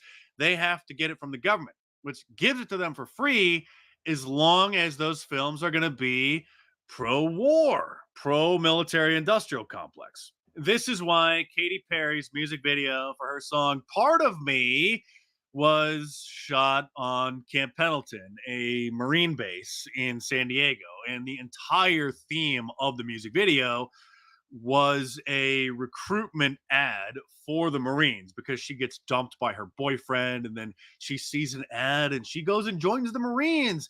And it's amazing. Sign up, boys and girls, and you too could be sent off to defend the borders of foreign countries. But it gets even better. In his memoir, Company Man, 30 Years of Controversy and Crisis in the CIA, former CIA officer John Rizzo admits that the agency recruits celebrities as intelligence assets and then uses them on missions when they're overseas in order to spread disinformation to foreign leaders and gather information from them as well, because many foreign leaders will open up to the celebrities and talk to them and tell them certain things that they wouldn't tell ordinary people, because most people, the mentally enslaved, the godless, see celebrities as their gods. And when Ben Affleck was promoting his film Argo, which was based on a true story about the CIA working with a Hollywood studio to pose as a film crew in order to help rescue hostages over in Iran back in the late 1970s,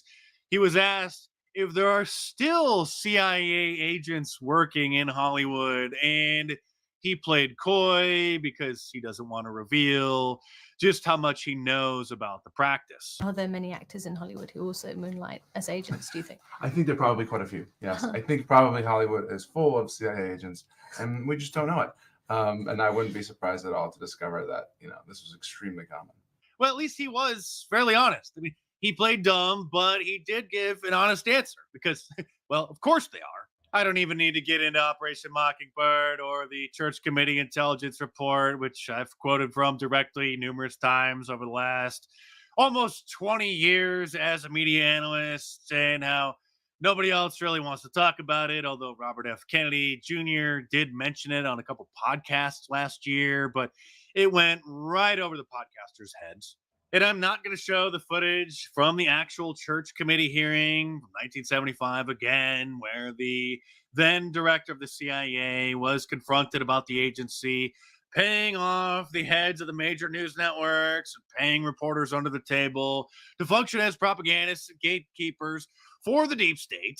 Regular viewers of my YouTube channel over the last 17 years that I've been on YouTube have seen it probably dozens of times. Sadly, regular viewers of Ben Shapiro's channel have never seen it because Ben Shapiro has never mentioned Operation Mockingbird once in his entire career.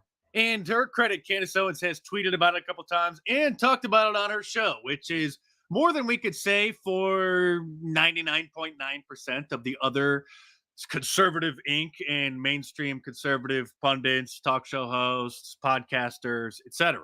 And I give it probably about a 99% chance that she first heard about it right here. So first and foremost, in case you are not aware of what Operation Mockingbird was and still is, it was a large-scale project undertaken by the CIA beginning in the 1950s, in which they recruited American journalists into a propaganda network. Bravo, Candace. And someday I will get Tucker Carlson to report on it. That was my biggest beef with him on Fox News, and still is he never mentioned Operation Mockingbird there a single time ever. Still hasn't, although, and I'm not going to reveal too many details, but I can tell you for a fact that he has been made aware of it by a YouTube video that was made by a guy in his kitchen on a laptop. And if you want to learn more, order my book, Hollywood Propaganda, which doesn't have this font anymore because the city of Hollywood Mark Dice writes good books. Censored from Amazon, claiming that they own a trademark to that font, which they don't. They have a trademark for the sign, but it's fair use on a book, but I don't have the resources to sue them. So they did get this version banned. So those who bought it when it first came out back in 2020 have a collector's item. I do. The book, thankfully, I is actually back have that up. book. It has a different cover. Same cover, just a different font. So Yep. Order Hollywood Propaganda, How TV Movies and Music Shape Our Culture in paperback from Amazon.com, or click the link There you in the go. description below and check All it out. right.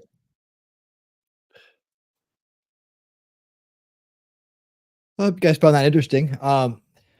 See, meanwhile, in Canada, it will be forbidden to use wood-burning pan frying and stoves as of noon Wednesday in Quebec in response to the deteriorating air quality. How about that? Wow. Yeah, so our culture itself helps prime people become useful idiots for the establishment by early indoctrination, right? And a lot of us know that. And this also crafted narrative. So information and then dramatic response. But what happens when the population starts to become wise to the way things work, right? And as we are growing in numbers on the anti-establishment side, they need to figure out a way to punish the numbers, right? As their aging groups, they age out. And as they need to create more optics, right? What better way to do it than to import a whole new class of useful idiots? Now, I hate to say that about people who are coming to this country, but they're being used, right? I think you can't say useful idiot without saying use, right? Because they're being used. And so the idea here is to get people out of that state, right? Not to fight them because there's something wrong with them. It's just that they've been used, they've been manipulated. And so if you could imagine just snapping people out of trances, right? To waking them up, and all of a sudden their eyes are open and now they see the world clearly, and they now are resistant to that, to what they were once in favor of. And that's the key. But the problem with the way mind control works is that it's so ingrained at such an early age, it's hard to break belief systems, especially false belief systems, because there's nothing for them to grasp onto except for that ego response, that denial response, right? Fight or flight, as they enter into the anger phase. When their talking points fail, right? When their denial fails, they go into anger, and then they will fight or fly. And the idea is to figure out how to get them past that and into acceptance. And that's the real key, is that's the hardest fight there is. And when they're locked into the way that they are, so there's certain people out there that are, I call them happy-go-luckies, right? Where everything has worked out great for them in their lives. It doesn't mean that they've had fame and fortune or whatever. It just means that things have gone well for them and they've made a life for themselves and they're very comfortable in the system, and they've been supporting the establishment the entire time, or at least passively supporting it. More likely to self-indulge, but they then resist any kind of information that would say that, hey, this world that's been so great to you, or that you've been so successful in, right? It's completely corrupted. It's completely wrong. All the things you bought into to go along with the system are completely wrong. Like, people have a hard time coming to grips with that. It's that's why, when you accept the mantra, I'd rather know the truth than be right, it gives you the ability to be humble, right? To get past that part, to move on, to be open-minded. It's like, I'm always willing to grow my knowledge and become closer to the truth. So I have no problems with that when I make a mistake, to correct it, or say, well, I saw it this way for this long, and this is why, this is what I was missing, and here's what made it all make sense, right? Because then I can take that knowledge and go forward being right about what I'm talking about, and also help educate others. So it's a win. Even being wrong is a win, right? Because you can come out on top of that and go on and be better for it. Let's see what we see here.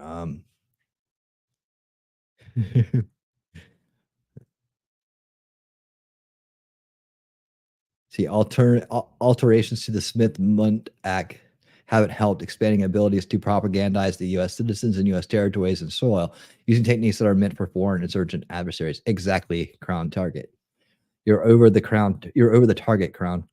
Yes, exactly. Was supposed to be used for foreign insurgents and to protect the country are now being used against us. It's something that, again, Alex Jones pointed out a long time ago, that the system's like, this is like during the Patriot Act days, that those would eventually be turned on us. And again, he was right. And to kind of put things in perspective here, going into our next segment with Muckraker, I'd like to bring back up a clip from the Alex Jones Tucker Carlson interview, where he absolutely nails this point that we're getting ready to witness ourselves. So let's take a listen real quick. They then bring them to UN camps, brainwash them, then bring them to our border, brainwash them more, then send them into the United States, and then literally hold them for years at facilities while they're indoctrinated to be this new political underclass that's then going to be turned loose on America. And that's why you see Democrats giving illegal aliens the right to vote in their cities, giving them driver's license. That's why you see them passing laws. They can be police officers. So they are importing a new enforcement class against the American people, and they're setting it up along racial lines, not us. They're making it racial, just like Hitler made what he did racial. So it's the left and the think tanks and the communist Chinese that look at the U.S. and have seen our weakness as race, and they are exacerbating it. There you have it. So that, why not bring a bunch of immigrants in and make it part of the discussion, right? Of course, that furthers the whole white supremacist thing, and so on. The narratives they've been crafting for a generation now, and they so by opening up the borders, it serves them in so many ways, right? And you'll see, we saw from the original show we did on the southern border invasion, where when they were interviewing people going through the Darien Gap and other places along the route, right? That they were able to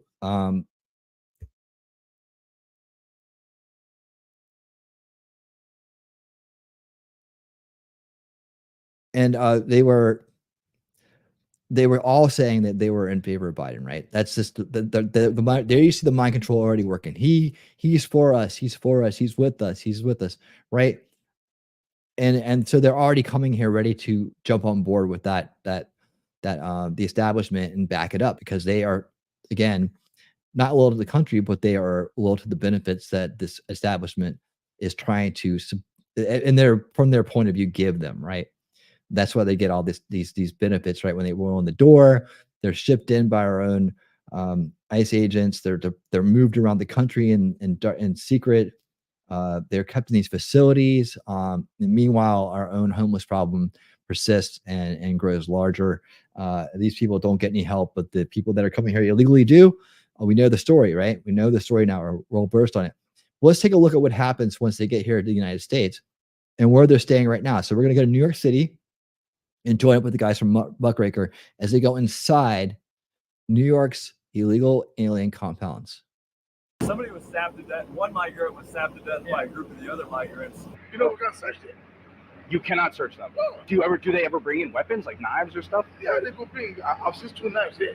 Really? Yeah. Someone got stabbed at one of the gates last week as well. Like one of the migrants got stabbed? Yeah. Since Joe Biden was put in office, hundreds of thousands of illegal aliens have taken refuge in New York City, the largest sanctuary city in the United States. To handle this, numerous illegal alien compounds have been established on what was once prime New York real estate. What's up to Muckraker conducted the first ever investigation of 3 of these compounds at Randall's Island, the Row Hotel, and Floyd Bennett Field. Over the course of our investigation, we discovered open drug dealing, stories of violence and weapons inside these facilities, shocking internal reports, and much more. We also interviewed a whistleblower who formerly worked inside these facilities. This is a first ever look inside New York's illegal alien compounds.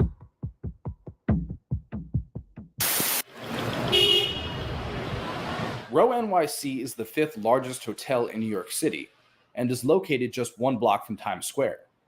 It has now been turned into a shelter for roughly 5,000 illegal aliens.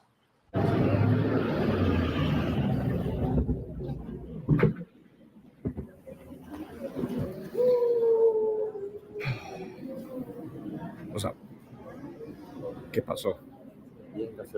Bien. ¿Qué país tú? Venezuela. How long here? How long? 1 month? 2 months? 3 weeks. Yes. Oh, okay. Where are you from? China. You're from China?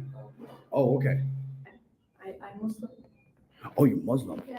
Oh, okay. Can I talk to you? Yeah, why not? Okay. What country are you from? Russia. Russia? Yeah. What part of Russia? What? What part of Russia? Where? Moscow. Chechen Republic. Chechen Republic. Yeah. I'm from Russia. Oh, you're from Russia? Hey, welcome. Welcome. You don't look like you're from Russia. Yeah, really. That's why I'm here. Oh, okay. Yeah, that's a tough life for people like me that Damn. Yeah. From what part of Russia? Siberia. Siberia. Now, I don't really buy this guy's story for some reason. I don't know what it is. It's something about it didn't sit with me when I saw it the first time. I was like, he might be lying. Syria. Yeah.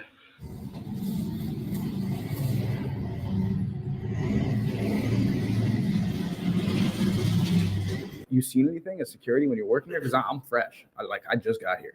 I mean, like, obviously, you know, like in the rooms and all that, like they don't want cooking, all that stuff. I don't see they try to sneak in gas and all that. That's not permitted. Yeah. And stuff like that. They try to hide them. Like I didn't see stuff like that. Because somebody was telling me some crazy shit. I was talking to another guy and he was like, yeah, there was a story about some man who freaking beat his wife and there was blood everywhere and all that shit. Yeah. I'd have been to like a DV case before too. Domestic violence case. Yeah. What'd you see?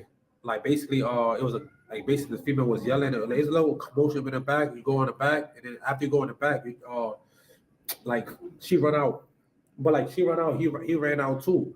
But when he ran out, she like you look at the room was black because she didn't want to say anything. Yeah. She ran out, but she didn't say anything. So we asked her what happened. She keeps running away from us.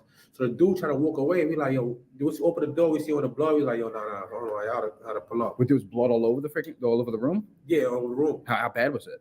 Like, you know how like when somebody punch you, somebody get punched in their nose and they just start gushing? Yeah. And like it's over the bed and over, like, you know what I'm saying? Like, you know, once you move around, you can see it's like the trail marks and stuff like that.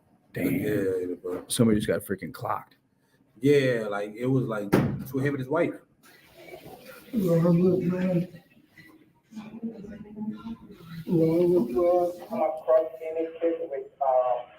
can't believe somebody jumped off the roof. Yeah, and one I heard like one lady from 20 floor, I think she was living on 20 floor, and she was cut herself with blade something. Yeah. And she was bleeding inside her room. Yeah.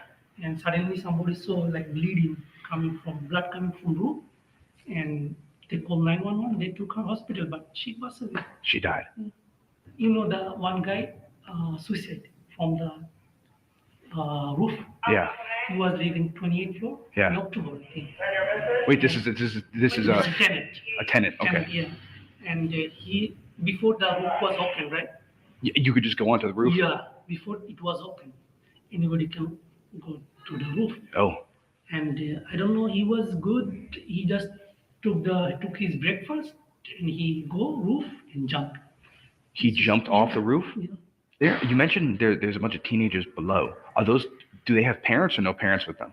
Somebody has parents, somebody has no parents. No parents. Mm-hmm. They would bring in weapons and stuff? Yeah, one guy, one day, someone saw him like he comes with a weapon. Like a gun? Yeah, like a gun. Somebody came over with a gun. Yeah, and then NYPD was here. They take whole building. They didn't find him. Do some of these people do drugs outside and come back? Yeah, they're doing outside everything, right? Like all types of drugs? Yeah, all types of drugs. Really? Oh my God. Before we had like National Guard here. National Guard? Yeah. Inside the building? Yeah, inside the building. Muckraker obtained never-before-seen incident reports from the Row Hotel, which back up some of these claims. In an incident report filed on January 7th, 2023, an employee by the name of Marjorie recorded that a female guest came up the elevator and stopped to tell Christian and I that someone downstairs told her there was an intruder armed with a gun.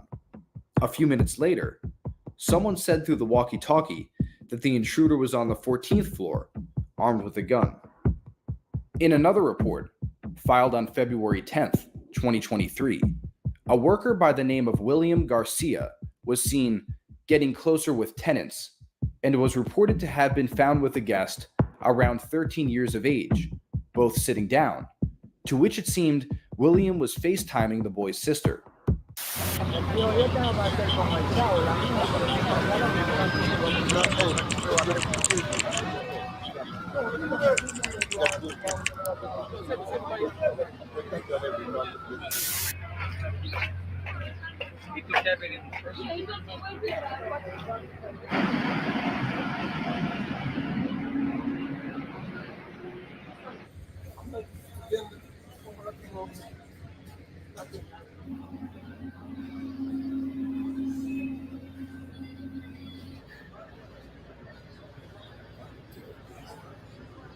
Hey, excuse me. Hey, what country you? Country? Senegal. Senegal. Ah, okay. What country you from? Sudan. Huh? Sudan. Sudan. Dude, what's the situation in here like with the different groups warring with each other? Because like, don't you get situations like the South Americans and the Africans and You might have a problem with like a specific person. Yeah. But it won't be like race like to that. I got you. But they also like are separated by race. Like they won't hang out with each other, but they don't have like any problems with each other. Yeah. What kind of shit do you see? Someone did pass out like last week over there. Yeah. Someone got stabbed at one of the gates last week as well. Like one of the migrants got stabbed. Yeah. Like one of the migrants stabbed another migrant. No. It was a security officer that he stabbed a migrant, but that's because the migrant like attacked him first with a knife. So it was self-defense, but yeah, stabbed him. Whoa. I don't even know. And they actually said that one, it was the result of the migrants fighting. Yeah. And like, then it just. So the migrant went after the security guard, and then. That's the part I heard. Yeah. But I think it started from like a migrant fighting a migrant. Yeah. And then security got involved, and then tried to fight the security. Yeah. And then the security guard had to stab him.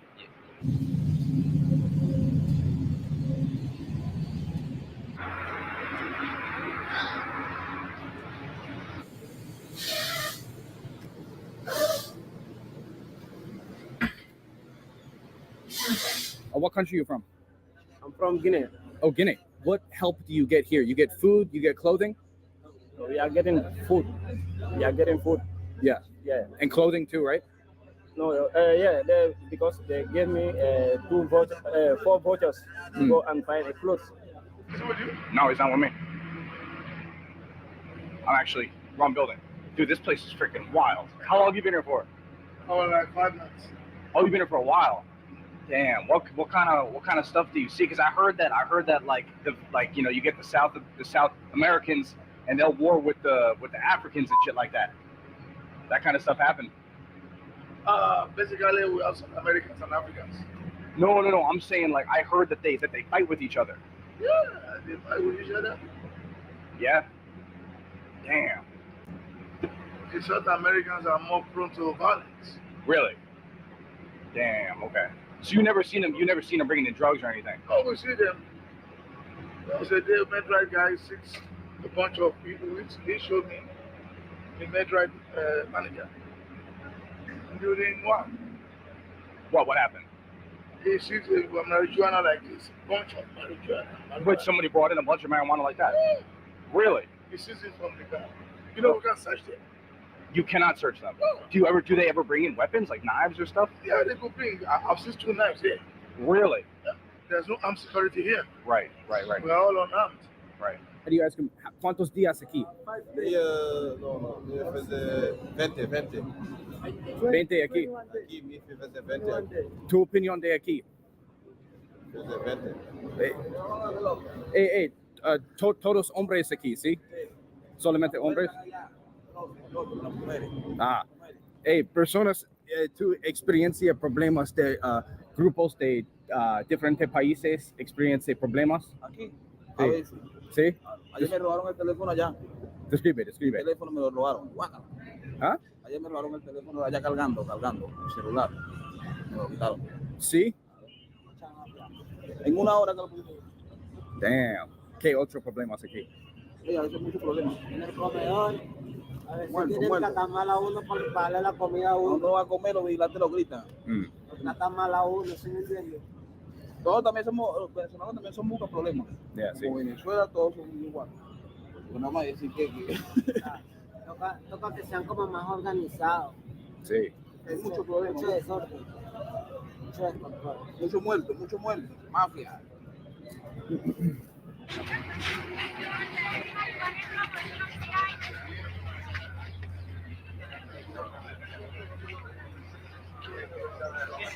Oiga, cigarros y marihuana en promoción. 3 cigarros por $2. ¿Ah? 3 cigarros por $2. 3 cigarros. 3 cigarros por $2. Ah, sí. ¿Quieres? ¿Ah? ¿Quieres cigarros? Solamente... Marihuana también tengo. ¿Ah? Hay marihuana. ¿Tú tienes? ¿Sí? Tú dormir aquí. ¿Sí? ¿Y vende marihuana? Sí. ¿A dónde? Posible mirar. Mirar.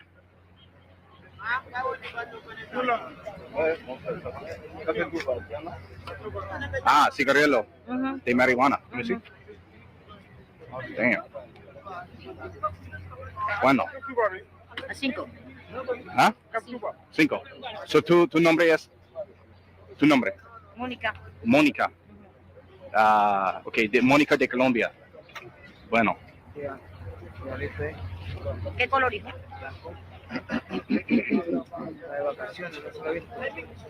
Sí, me había ido usando los papeles y todo eso, entonces por eso no había salido. ¿Sabe qué? Toca hacer papeles. ¿Ah? Que toca hacer papeles acá. Ah, bueno. El ID, el medicar y todo eso que necesitas. Pues tú necesitas. Ya lo hice. Ah.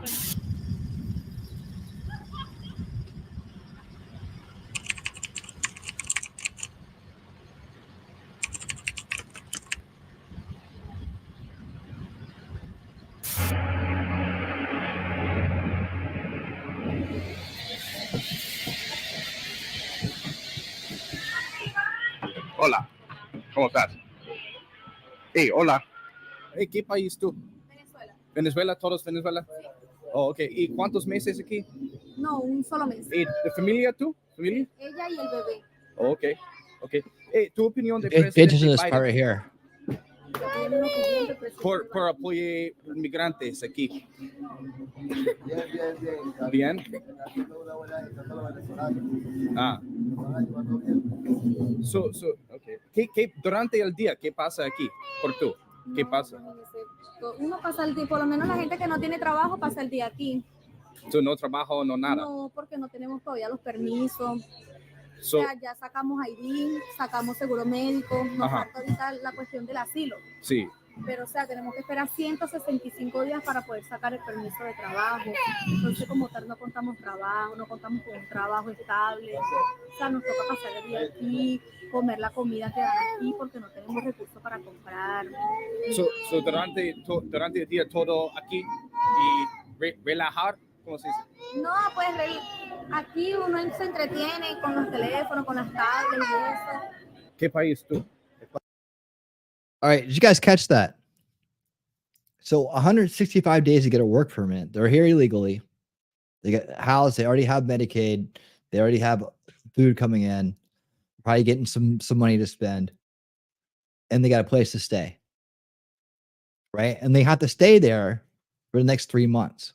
Roughly the next 3 months. Well, 3 to 4 months, maybe 4 months. Right, that's everybody just to get a work permit. So they can't even get a job and get on their feet for the first 4 months they're here. Now, what was Alex saying earlier? Then they take them and they take them to, once they cross the border, they take them and put them in these other facilities and they hold them. So what types of things are we not seeing that go on here on a daily basis? But you can see the attitude still in this condition after being here 30 days is they're pro-Biden. So obviously still coming here with that idea in their mind, and now just sitting around basically just on vacation. It's chilling.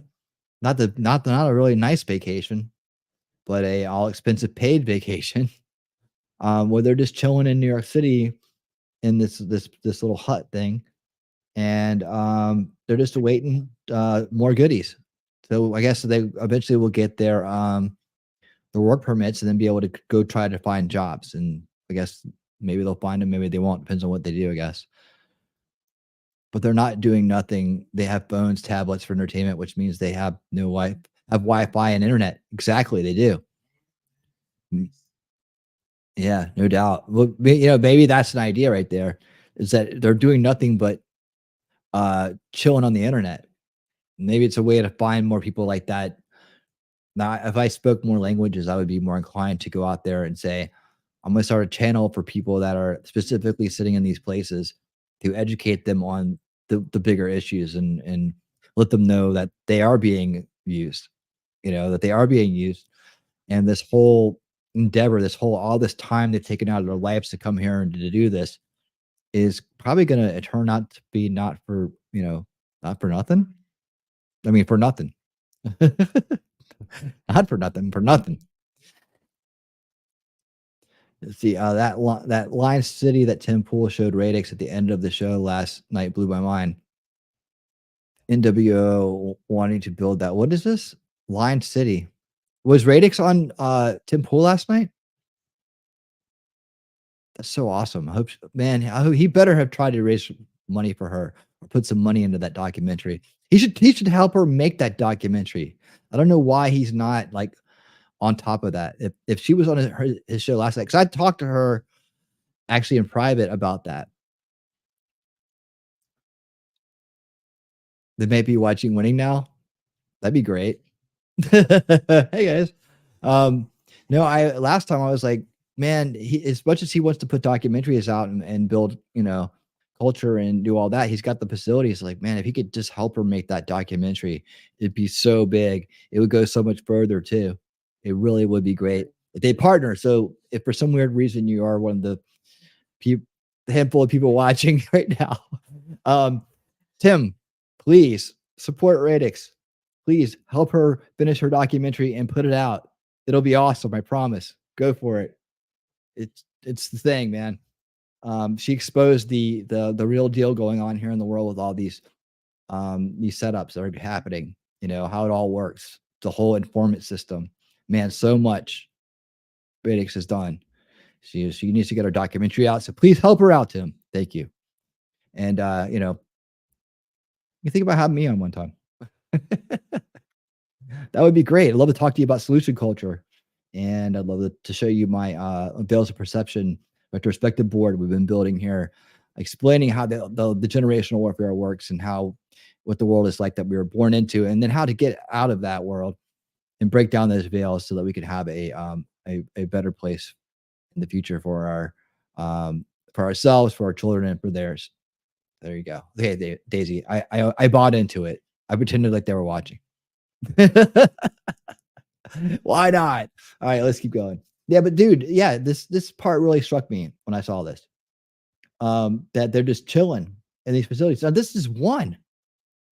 It's just one. This is the process. They're in process right now. The ones that didn't just like split into the country, I guess. And this has been going on for years. So think about that. This ongoing process of just shuttling people through, right? And they're just chilling.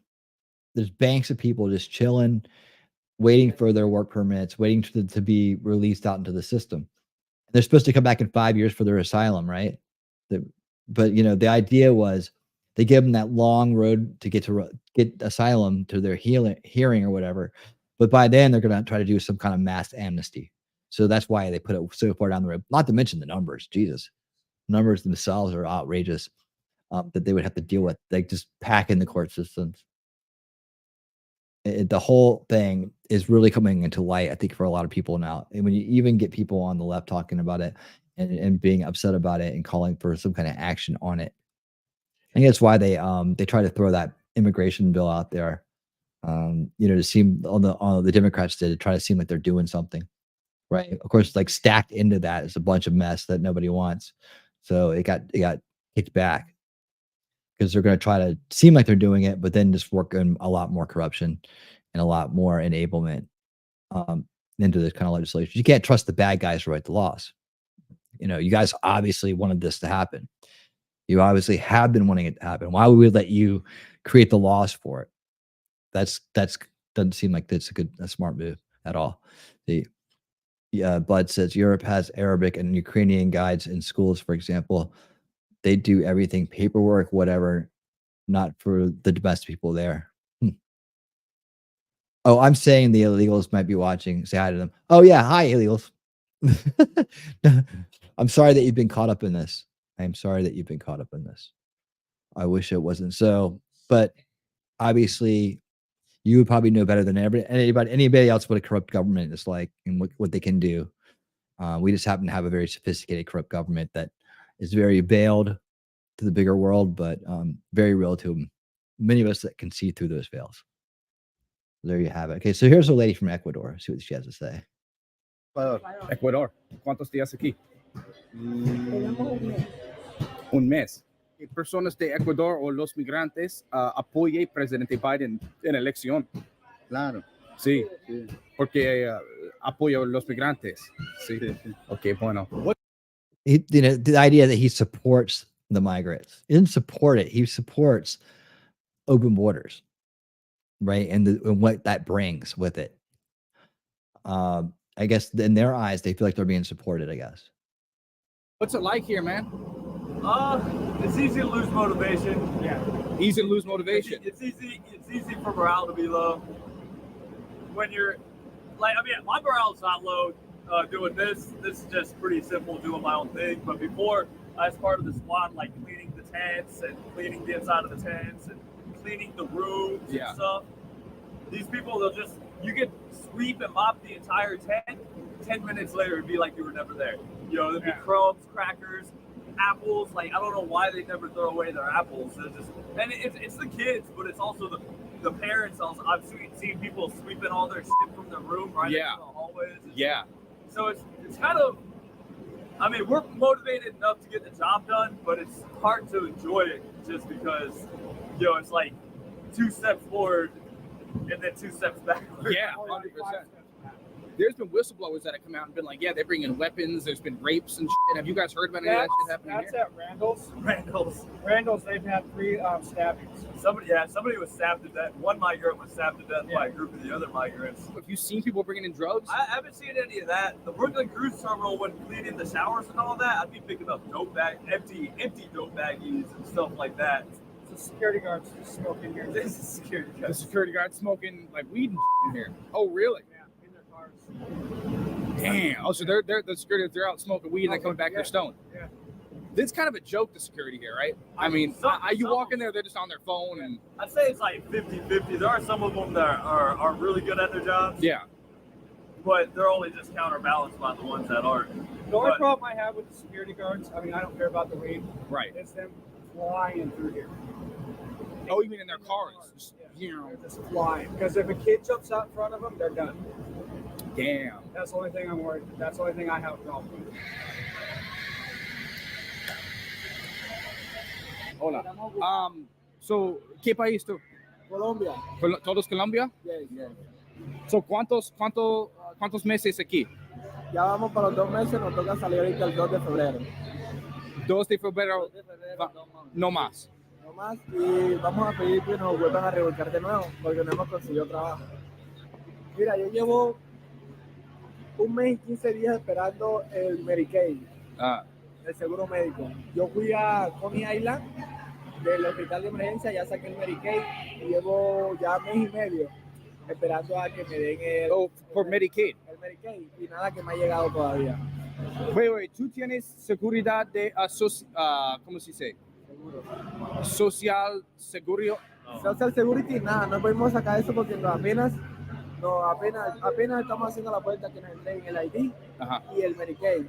A él lo voy a hacer donde yo lo hice también, y a él ya le llegó el ID y el Medicaid. Pero es posible por migrantes Medicaid y Social Security. Es posible. Es posible tú recibir Medicaid, ¿sí? Se lo dan a uno cuando uno mete el asilo, ¿no? Sí, cuando uno pide el asilo le dan el permiso de trabajo y le dan el Social Security. So my name is Carlos Arellano, and I work for the city of New York, employee 0240. And I was the site administrator, supervisor. My main hotel was the Row NYC on 708th Avenue, but I did pull double duty on the Wolcott Hotel on 32nd Street. And I also worked at Randall's Island the first time it was open.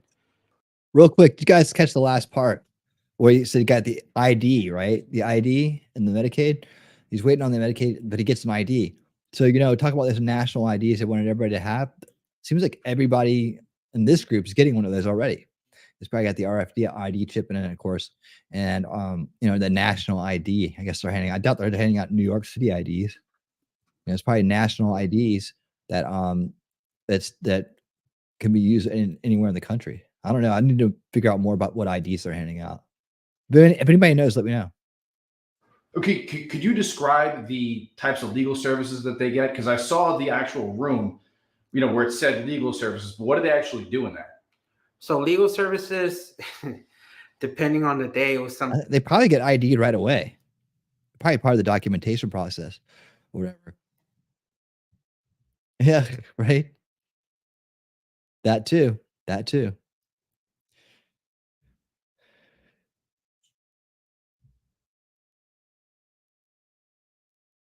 Okay, thanks, Daisy. I'll take a look at that.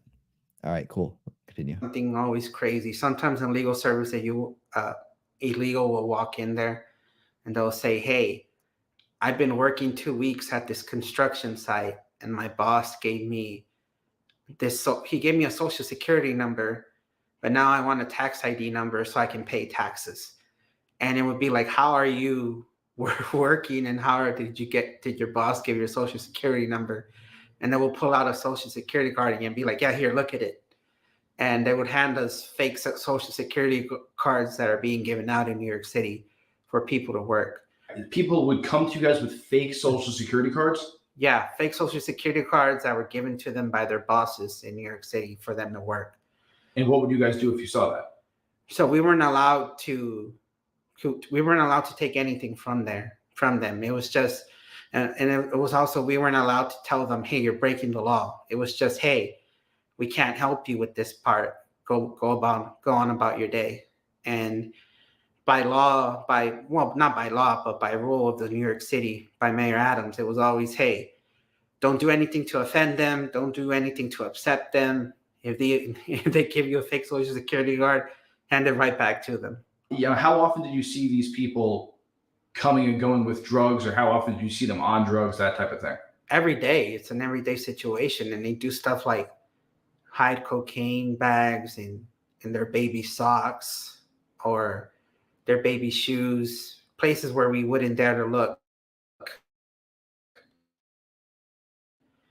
And especially in the hotels. Randall's is crazy, but the hotels is you walk by a certain floor and you see signs on the door that say haircuts for $10, or you'll see selling a soup or something, selling some type of food for $5, and they run all these type of businesses inside the hotels. And then you would actually see certain people putting up signs or hanging out outside their rooms saying, hey, I got weed, or hey, you want some cocaine? I could hook you up.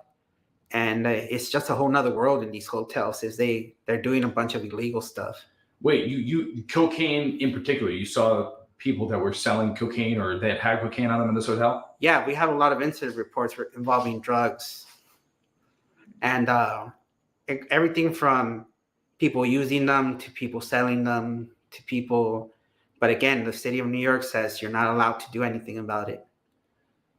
Whoa. Okay. What about as far as the staff and security actually sleeping with the tenants of the hotel? Yeah, there was a lot of reports of that because, again, it's humongous buildings, 28 floors.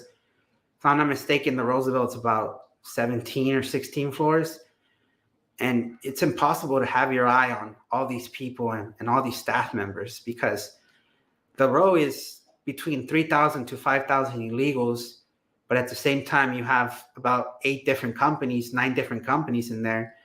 And each company has about 100 employees there at the same time, or 200 or 50 or 40. So it's a whole nother world inside these systems, and you can't keep your eye on everything. And there was always you would see staff members from other companies just hiding in the rooms with the illegals and hooking up and God knows what else. But there was people who've been fired for even hooking up with the National Guard that's there on site. Your name? You said your name is Jay? Yeah, first name Jay. Cool, man. And you're an American. You said you've been on the streets for how long? Going on 10 years, 2015. Damn. Okay, and we're right outside of it. That's the Row Hotel right there. That's where they're all living. But you don't get any assistance. Like, what kind of assistance do you get? I just started getting EBT food stamps. Uh-huh. It's like pennies. They give you like $200 for the month. It's once a month sort of thing. Yeah. You know, but that and Medicaid, and that was hard to get. That and Medicaid. Damn. Okay, so these people are living in nice warm rooms. They're getting food every night. Like, when was the last time you slept in a room? You sleep in a room? Dude, it's been a while. Honestly, a few months ago, someone got me a hotel for the night. Yeah. It's then nothing. No, not really. So give me your flat out honest opinion about these illegal people that literally have been in the country, contributing nothing to it, that have been here for, I don't know, a month or two maybe. They're living here for free in a hotel, but we got homeless Americans. Like, what's your opinion on all that? Honestly, I think it's absolutely horrible because they're getting cash, they're getting food stamps, they're getting their Medicaid, and you got people out here who are American born and we're struggling. Yeah. Like, we're struggling, like, really. Yeah. It's bad. Fuck, man. And just so people know your struggle, because people are like, oh, they're struggling people. You struggle too. You said your family died like a while ago? Yeah, my whole family has been passed away. My mother, father, grandmother, and my grandfather, and my other grandmother. Yeah. But yeah, I've had nobody since about 2015. That's when I became homeless. Yeah, because people act like, oh, you're an American, you got it good. These people need it good. It's like, nah, man, Americans got it rough too, some of them. Honestly, it's actually the complete opposite. They see I'm white and they actually treat me like shit. Yeah. It's kind of weird. It's hard to explain to them. No, I know exactly what you mean. It's 100%. It's anti-white racism. So last thing, quick question for me. You were saying that there's a stand that you set up right here where they'll give food to those people, but they won't give it to homeless Americans. Yeah, I assume they give it to the Spanish people over there in the hotel, but I asked them for a plate and they wouldn't give it to me. Did they say why? No, they just pretended like they didn't speak English.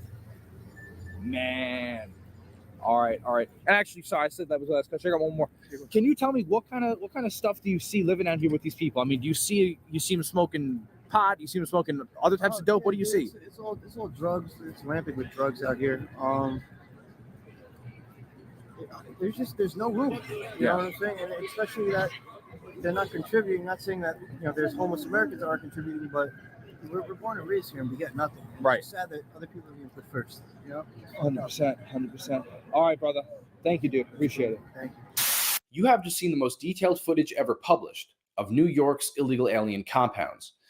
At the time of filming this video, thousands of Americans are hungry and homeless, while illegal aliens from all over the world rest with full bellies in warm rooms, paid for by American taxpayers. At this point, it should be explicitly obvious to all Americans that our elected leaders do not care about us. The American people have become slaves to a government that prioritizes the welfare of foreigners and foreign nations above the welfare of those who the government depends on for its very existence.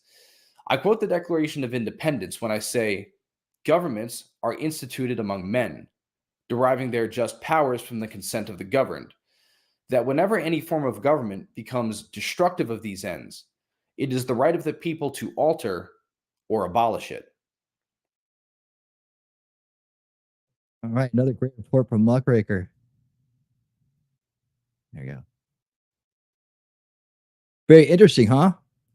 So right now, that video has 12,000 views. So you're within the first 13,000 people to have seen that. How about that? We'll keep following. We'll keep following those guys. Are doing good work. We'll keep on top of the issue, and as more unfolds, I will bring it to you. So yeah, very interesting. So now all those people that are being brought in are being treated better than they've ever been treated, probably, and now they are primed and ready to dislike everybody that's for Trump and support Biden. So they're going to see it as an assault on themselves when their whole talking point is going to be, "I just want a better life," and then for many that's true, and but they've kind of skipped past the fact that the raise they came in was not right. Of course, we know that they're being encouraged to come here this way, and we also know that they're being helped along the entire way too, right? So they have their roadmaps, and they have the people helping them get through the border, right? They're being given all kinds of things along the way to help them, and Alex was talking about, it's a slow brain blasting process. We're not even into the nitty gritty of what that kind of information is yet. Like, where are the deeper kind of conversations, or the more like, okay, priming to accept what they want them to accept when they get here, right? To support the establishment, to become part of their new and improved, their new revamped, optimized, useful idiot squad. And it's a shame, because you see that there's kids and there's families that obviously have struggled, and so that plays on a lot of emotions as well. But it's just sad they're caught up in the middle of this. They're innocent in all this. A lot of them are. However, they're not innocent in breaking the law. That's one thing that we can't let slide. So, and they're not innocent in gaming the system and calling for asylum when they don't really shouldn't be calling for it.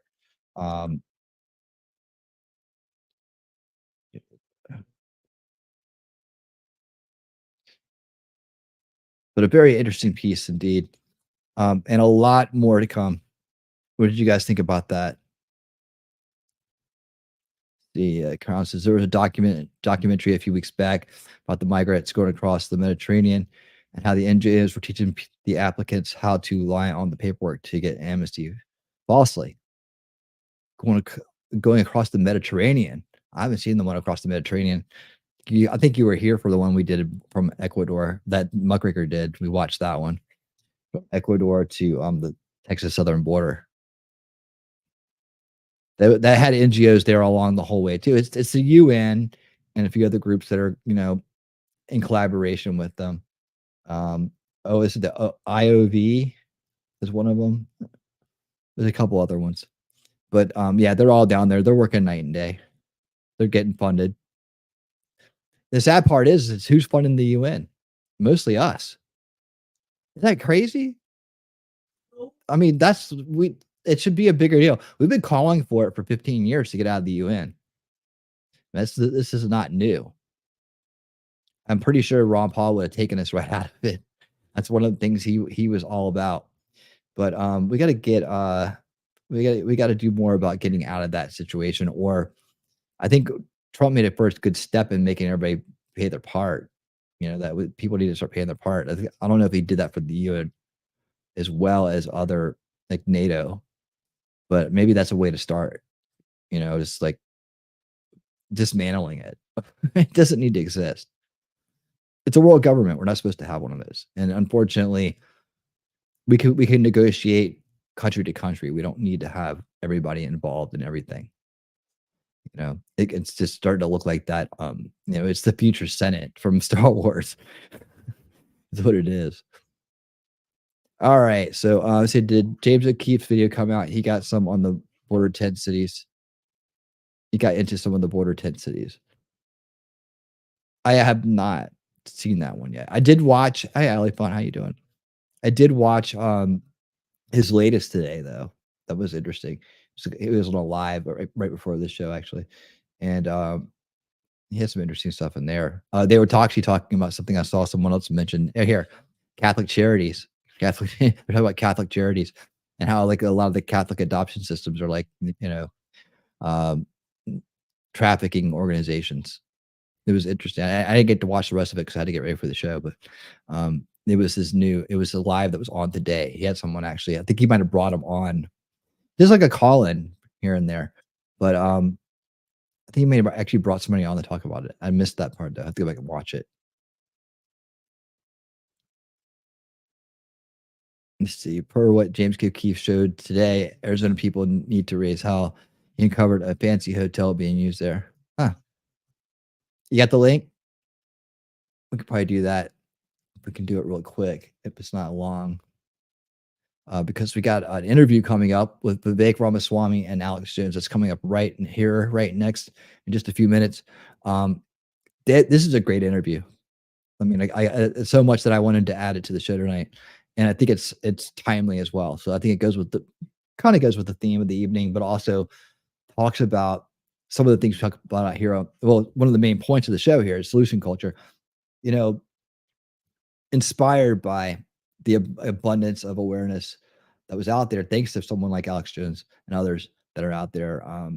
You know, that made me think we could sit here telling each other and being alarmed about things forever, and that would just play right into the establishment's hands, right? Because they'd love to have us as stalemated, just absorbing information and reacting and staying on the defense when it comes to issues, right? And that's where we're at right now. And I think more and more people are starting to realize that we have to move past this phase. There's enough awareness out there. Awareness, you know, their remedy to awareness is censorship. So censorship is the cutting off of awareness, right? Well, this is awareness content, right? Bringing the issues that people have never heard of before, explaining it to them, giving them a roadmap, a fast forward, if you will, through the information that like people like Alex Jones, myself, Mark Dice, others that have been around for a decade and a half or more doing this, have spent, you know, years and years and years accumulating the knowledge and putting the pieces together, to be able to come and then do our part and help fast forward the next group of people to wake up and move past this illusion that we were born into, this establishment narrative. And so like this awareness bubble grows and grows and grows. And you got lots of shows that have a lot more reach than mine that are out there that are have crews and all that stuff that are doing it every day. And starting to put out the awareness every day. And so it becomes a saturation point where, okay, we've been talking about it. We know about it. We got enough people that understand what's going on. Now we need to move into not only dealing with the immediate threats to us, which, you know, we talk about all the time here with the UNWF plan, right? and what's coming just down the road for us, what all these little incremental things are doing right now that are happening to us that are enabled because of the corruption in the system. And then to the long-term solutioning of how do we minimize or eliminate the corruption in the system. See, that's the root cause issue. That's the thing that we have to continue to work on past this election and on into the future, as we try to derail the 2030 agenda and the globalist designs on the world. But we also have to remove the enablement for their ability to corrupt our system, right? Especially if we want it to be free and we want it to be a land of liberty and freedom and prosperity. In order to preserve that, we have to go back to the root cause issues that allow for the corruption to spawn and exist over generations, right? And there's mechanisms, the systems of abuse that cause the corruption in the young and the corruption in the old, and throughout a lifetime of people that allow them to sink into these positions of compliance and enablement for further corruption, participating in a demoralized state, if you will. And they and to get past these things, it's going to take a generational solutions to do that. But we're not even taught, but we can't even get close to implementing those kind of things until we deal with the corruption that's in front of us, the system that's coming at us. So step by step, piece by piece, we're getting there. But people like Alex Jones and Vivek Ramaswamy and others are starting to understand that we do have to move into a culture of solutions, right? A solution mindset culture where we are beyond corruptible in a sense of the old ways of doing it. I'm sure they'll come up with new ways to do it in the future, which will be even more fun for 3 generations from now to fight. But we're on the upswing, and we're in that turning. You'll hear him talk about the 4th turning in this. I believe we talked about it. But where this cycle repeats, right? The problem is with the cycle repeating is because the door is left open for it to repeat. So hopefully when we do come out on top of this one, we're ready with better solutions this time in a better system. And that might be just what we're doing here, is developing that solution system, a part of it, something to go into that system, right? The solution culture system that will help minimize the next series of decadence and rebirth kind of scenarios that we have to go through as a society and to civilization's been formed. So we'll see. But hey, look, the good news is that people that have a lot of reach and a lot of knowledge and a lot of experience are talking about it now. Let's get into this interview. Let me pull it up because I know you guys are waiting. Let's do it. This one's called "The Most Censored Man in the World." This is from the Truth Podcast, Vivek Ramaswamy's podcast. Awesome. He's got some great interviews on there, and he's actually really good at that.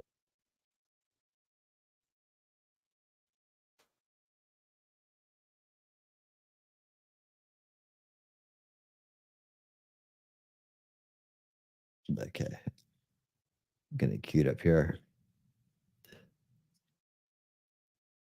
Why is it doing that?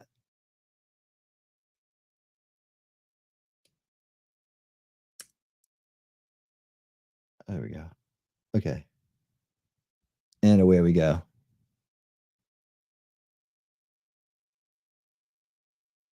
When they censor you and deplatform you, they can then steal your identity and misrepresent what you've said and done, and then build a straw man and transferring the power themselves. That's the New World Order. That's global. It's actually the Old World Order. It is. You're right. It's really just the Old World Order in New World clothing. Don't let anybody hold you back. Amen. Just do it. Presidential candidate Vivek Ramaswamy. Vivek Ramaswamy, Republican running for president. We should not be apologetic to stand up and speak for the truth.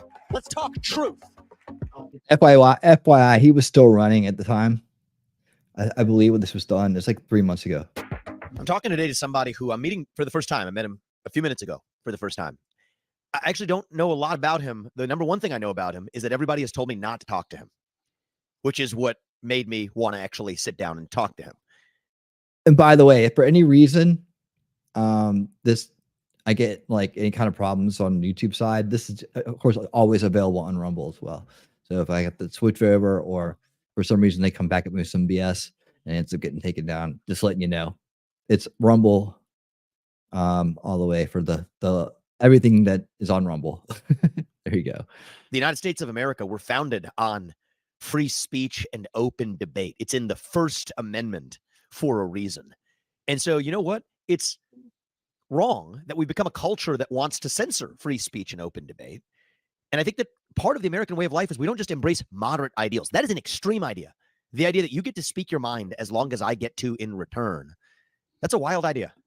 For most of human history, it was done the other way. And that's what makes America great. That's what makes America itself. And so if somebody tells me, don't listen to this person, my reaction is, you know what? I'm going to listen to them. I'm going to keep an open mind and hear what every person has to say, because I'm a human being. Each of us as Americans is a human being, and we can judge for ourselves what we believe the actual right way forward is for our country. So with that said, I've been looking forward to this conversation for a long time. I'm excited about it. Alex Jones, it's good to see you, man. Vivek, thanks for doing this, because when they censor you and deplatform you, they can then steal your identity and misrepresent what you've said and done and then build a straw man. Yeah. And that's why they fight so hard.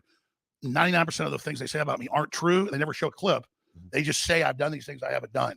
Yeah. And it reminds me of them saying that Trump said after the thing that happened in Virginia and Charlottesville, that he said Hispanics are horrible criminals, bad people. He didn't say that. Yeah. He said they're wonderful, good people, but there are also a lot of bad people coming across the border.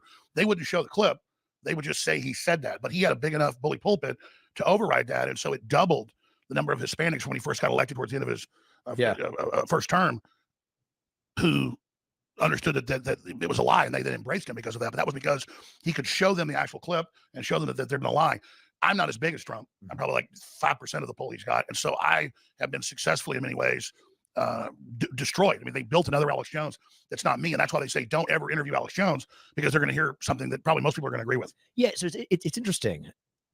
I think that, I mean, I wouldn't be here if it weren't for the fact that, you know, somebody came up, I don't know if it was someone from your team or someone who's part of your, you know, one of your followers or something suggested it. And I said, okay, well, several people are saying, talk to this guy. Let's see if that's something we're open to. And then the reaction that I get is, no.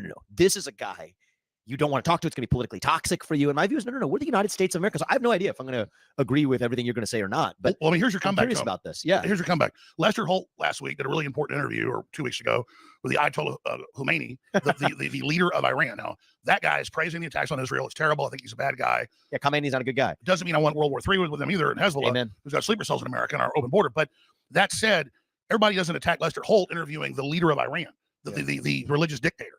Okay, so you see Hamas publishing videos of kidnapping Israelis, killing Israelis, dead bodies, whole houses shot up with dead families. That's posted on Twitter. That's okay.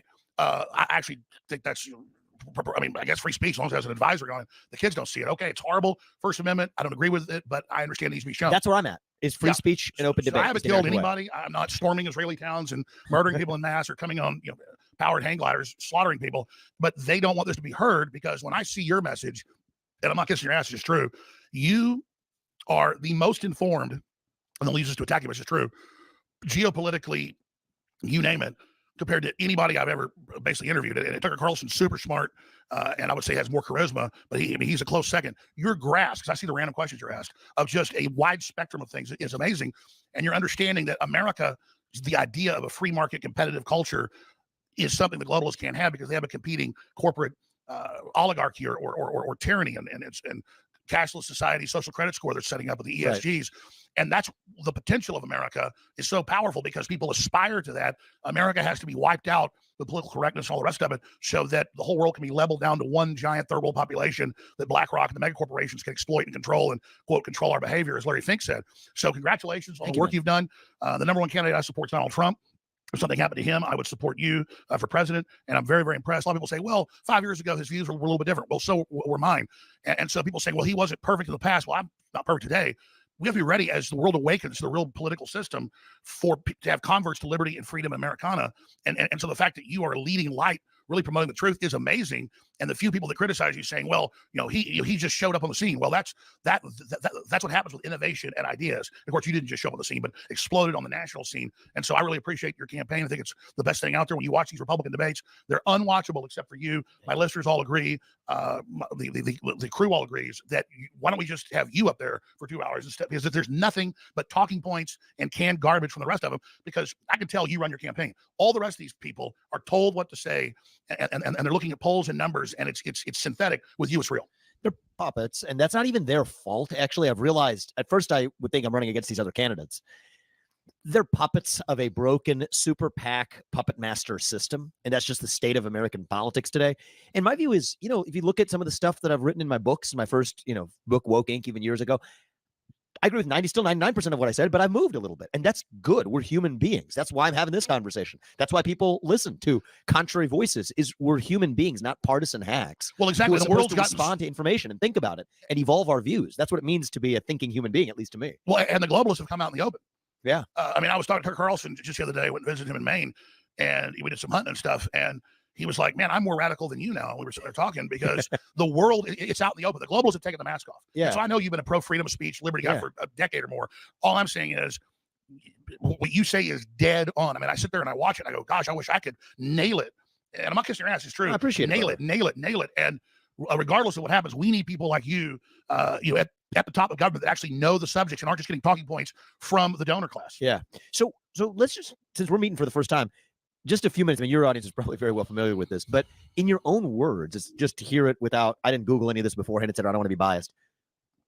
What's your journey to the views that you have now? I mean, what gets you going in terms of your mission? You're clearly a passionate guy, want to revive the essence of our founding ideals of the free exchange of ideas, not be controlled in a way that impedes the sovereignty of the United States. I know these topics animate you, but what personally got you to that place right now? I had a lot of family that worked in the sharp end of the stick in U.S. intelligence, and they never really told me any of the classified or secret stuff.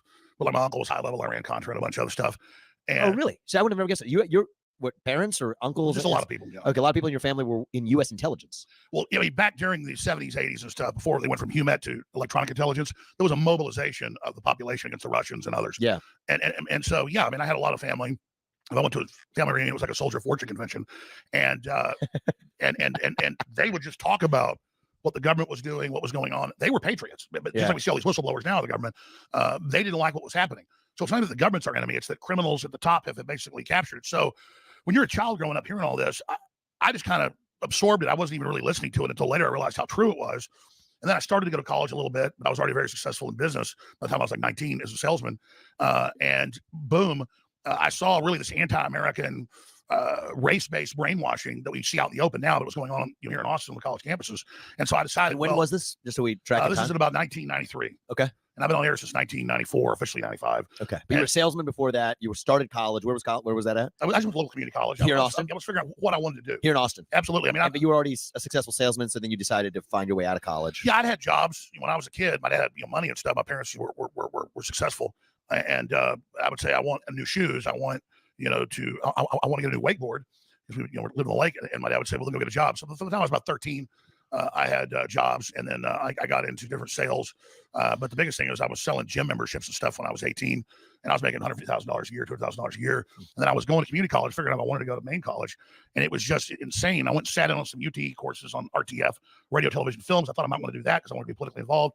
And they were teaching 20-year-old stuff. I was like, you're not talking about the internet, these classes. Why am I here? Like, well, first you got to take all these other classes. So I started out on Access TV in 1994, got my own show in 95, got a website in 97, got a local radio show in 96, called up satellite companies, bought the equipment, the station let me put in the connection to the satellite, syndicated myself when you're in your early 20s just decided you're going to do all this. Syndicated myself at 22, got on suddenly like 50-something radio stations. It was insane. Hit the national news immediately.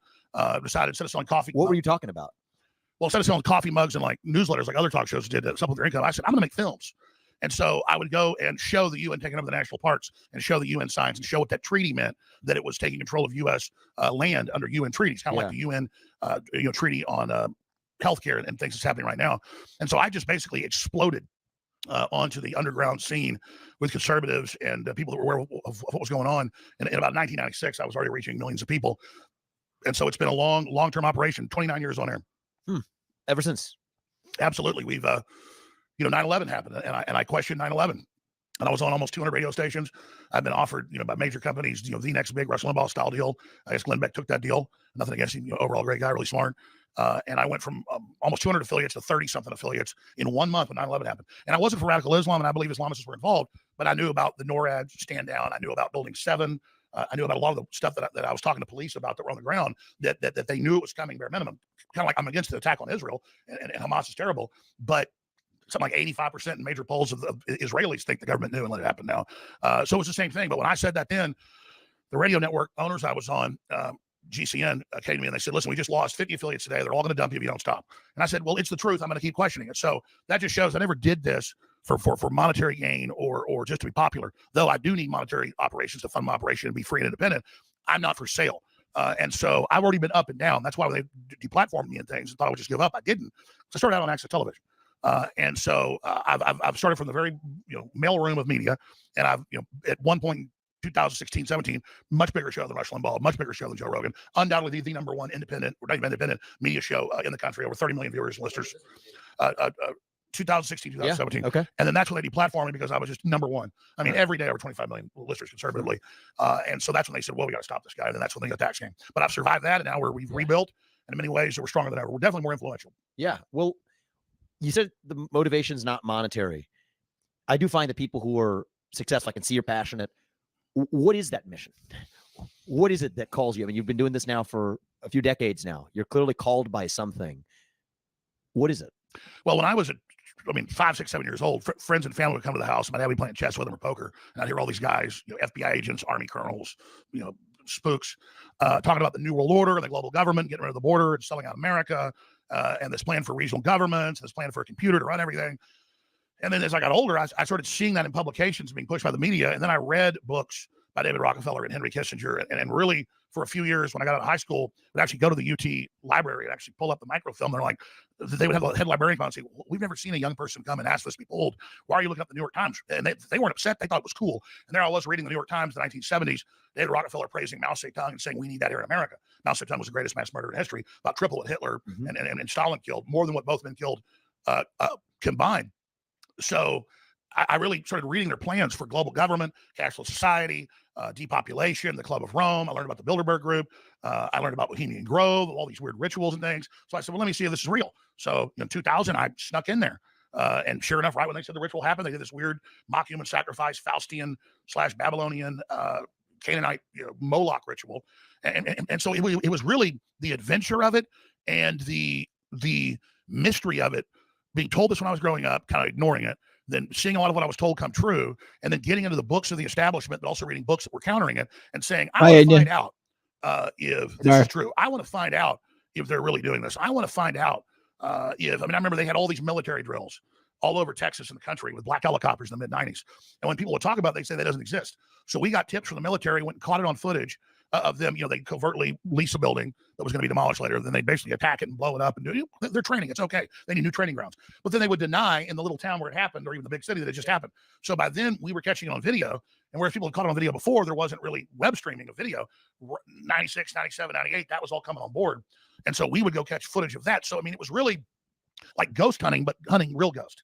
And so I was basically doing private, independent, pro-American intelligence work for the people. And it was just super exciting. And because I was so prominent early on and was on shortwave and satellite and a bunch of radio stations, all these old timers sent me stuff. And the former head of the FBI in LA would come on the show and advise me, and General Benton K. Parton, the former head of the Air Force Weapons Development, would come on. And so I really, starting at about 96, 97, got the brain trust of all these heavy hitters who on their own dime would fly to Austin or drive in their RVs. The former head of the Star Wars program, Dr. Bob Bowman, they'd get in their RVs and drive from wherever they lived. And sometimes they'd stay at my house and we do a week on air, them just data dumping, because they've been trying to write books and magazine articles and little obscure things. And so I was thrown right in the middle of this excitement. And it was interesting and it was fun. And back then it was more academic.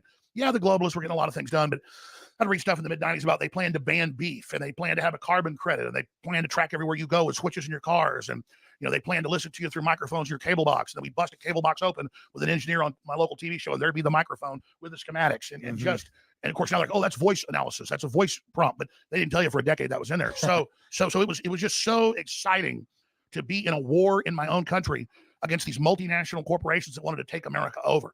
And so I was always saying, is it real? Is it real? And I got to tell you, 95% of what the old timers told me, because these old timers were just like my uncle and just like some other family, what they've been telling me, but a lot of these guys were even higher up in it. And so I learned from people that were on the inside what was going on. So I had a long education over the last 29 years. This has really been an education.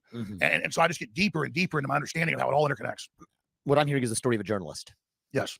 A guy who's curious, records things, describes them, and shares them with people. Now, let me ask you a question. I'll tell you where I'm going with this.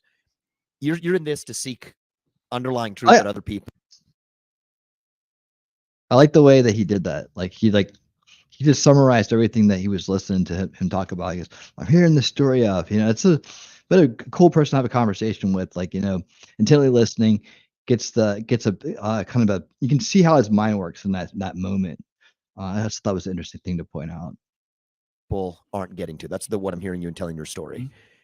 Now, once in a while, that means you're going to find something that looks like it's going to be one way. It wasn't exactly the way you thought. And so maybe you were wrong. I've made a lot of mistakes. Yeah. And so what do you do in that scenario? Let's say you're a journalist, because I know how mainstream media deals with it right now.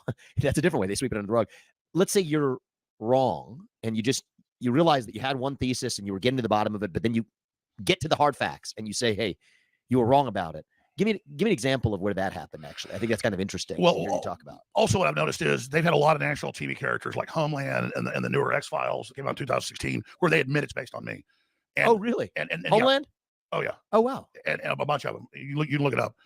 And they'll create this straw man where I'm lying on purpose and I'm getting things wrong on purpose. I never admit I'm wrong. I always, when I said I thought I knew something, I was wrong, I always admitted it.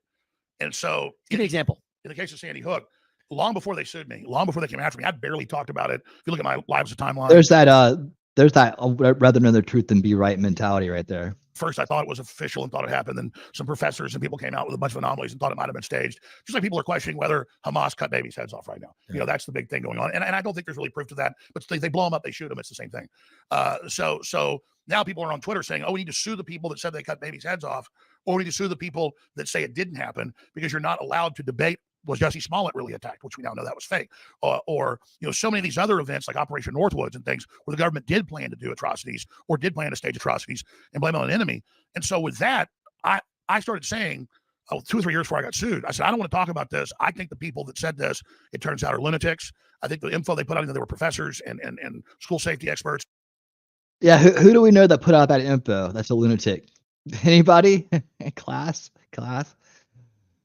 I found some of what they said, the anomalies, wasn't true. I think school shootings happen. And because every time there was a school shooting, people would say, Alex Jones is saying this isn't happening, whether it was Parkland, any of that. So I was saying, no, I think it's happening. And then the media and the system went, oh, he's weak on that, because they would sweep it under the rug if they were wrong. Well, let's get him. So then they resurrected it. I was platform for other stuff. I mean, look it up. Then they resurrected it and then blew up a straw man of things I didn't say or do with no proof. I went to their houses, sent people to their houses, peed on graves, no proof. Then they sue me. They get all the discovery. Did you ever do any of those things? No, of course not. Never Of course not. Yeah.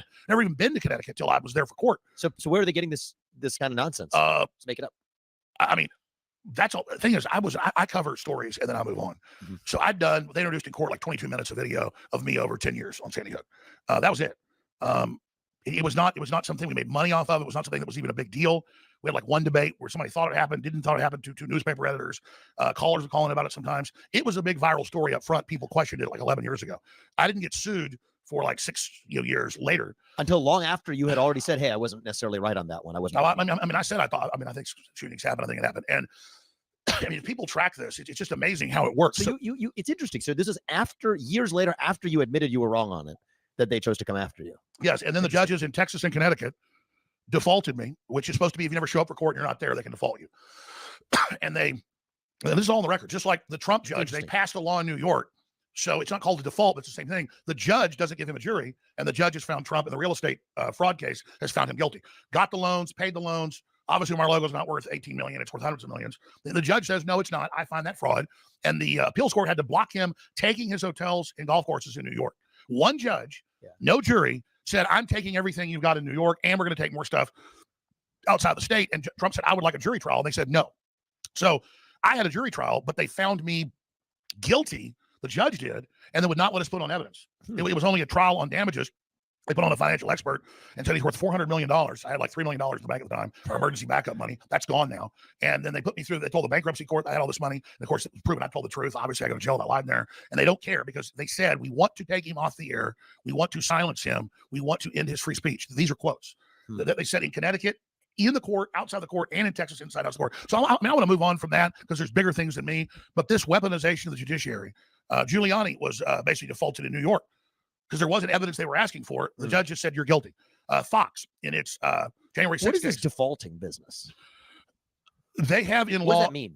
A default means it's called. I should know this. It's called the death penalty. Being somebody who You shouldn't know it. as a 'Cause lawyer, it's not supposed to be used. but I don't know about it. It's called a death penalty sanction.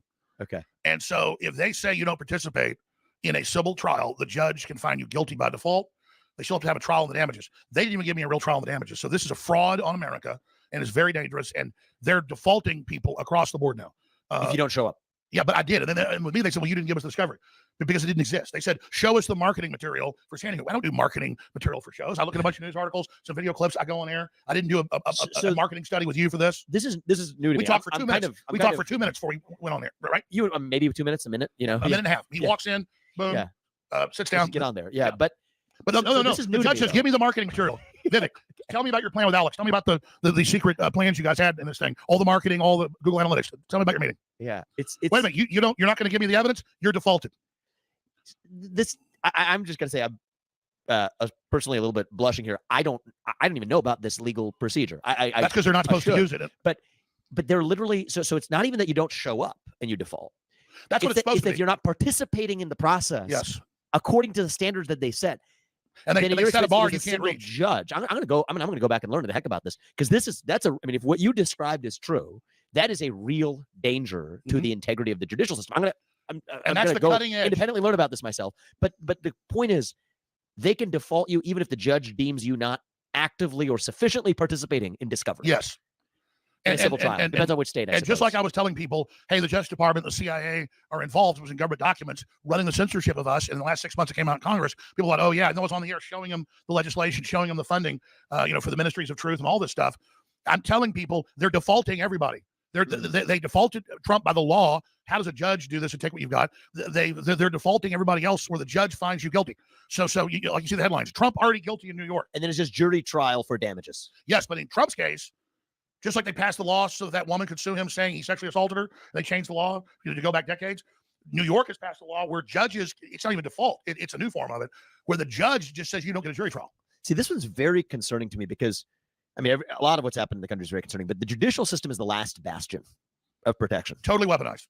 It's the last frontier for us to be able to say, okay, executive branch badly taken over by three-letter agencies that nobody ever elected with any backstop of political accountability. Forget about Congress. Think about prosecutorial power and the executive branch abused. But the judicial system is our last best hope for the last ultimate line of defense. But if that itself can sidestep basic principles of confronting witnesses, basic principles of being judged by a jury of your peers rather than by a single judge. This is basic First Amendment, was a Bill of Rights. And that's why they still did stuff. That's why they still did the damages show trial where people said his lawyers are terrible. Alex Jones is no, they weren't. They were given a list of things like you can't say you're innocent. You can't say you can't question the witnesses about this or that. So when they're up there with here's an example. There was an FBI agent in Connecticut, never saw his name, never showed his picture, never talked about him. I didn't talk about him. He got up there and said, I got one phone call by somebody asking if I was really an FBI agent because he was there without his FBI vest at Sandy Hook, holding a gun by the barrel. The internet question, anybody know who he was? He sued me, won $90+ million. Never said his name. So here's how this works. With most people, I can come on here, and the people like this, they go, oh, I'll go find Alex Jones' show on X or on Facebook or on the podcasting thing. I've been delisted from everywhere. So I have to sit here and point out to viewers, if you want to find what I'm actually saying, Infowars.com/show. And in normal etiquette for a talk show, that's like somebody pitching themselves. No, I'm isolated, surrounded, can only communicate with people like you. Let me out of prison to walk in the yard for a little while, and I can desperately try to, get messages out by smoke signals to people about what's happening to me, which they admit is the model to shut everybody else down. So you're a smart guy, one of the smartest. Everybody knows that's true. I'm just saying it. I hope you'll go look into this, and I hope you'll find out about it because it is incredible. It is because I've already learned something today. That's frightening. Now, there's so many bigger things than me. There's these wars, and there's the cashless society, and the open borders, and and all the race baiting. We're being divided and conquered. That's why your message of coming together to celebrate our hard-fought American freedoms is so essential. Well, one of the things that's true about the American way is that we're not founded on moderate ideals, right? The ideals that set this country into motion. I love that we have a map behind us, right? Old world England had a different view. And let's just smoke it out. We could say agree or disagree before we get to the agree or disagree. At least let's get the best version of the view on the table, which is that ordinary people cannot be trusted to sort out their differences on climate change or racial injustice or whatever it was back in that era for their own good. It's not just that the kings or the aristocrats say, hey, I want to enrich myself and do it at the expense of the people.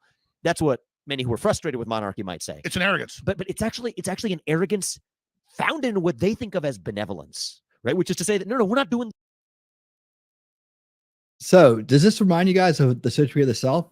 What he's talking about right here? Like when I heard this part, I was like, man, I'd like to just right there tell him, hey, have you seen this documentary yet? It kind of explains the whole ramp up of that mindset he's talking about and how the mechanics of it actually work. This for us, for our power, and we'll come to the modern version of this in a second. We're doing this for the sake of people who cannot be trusted and left to their own devices, because it's for them we're doing it, which is even more dangerous than somebody who comes in and says, oh, we're just doing it for my own private personal gain. No, that's not the view. The view is the people cannot be trusted to sort out their differences through free speech. I mean, the idea you get to speak your mind as long as I get to in return. The idea that there's a republic where your and that's vote why and they my vote can't count compete, equally. because the rest of the world starts aspiring to that. You've got to bring that down so people stop aspiring, so that British Empire model, now the BlackRock global banking empire, which they admit with the ESGs, everything, you're absolutely dead on. And if you expand on that.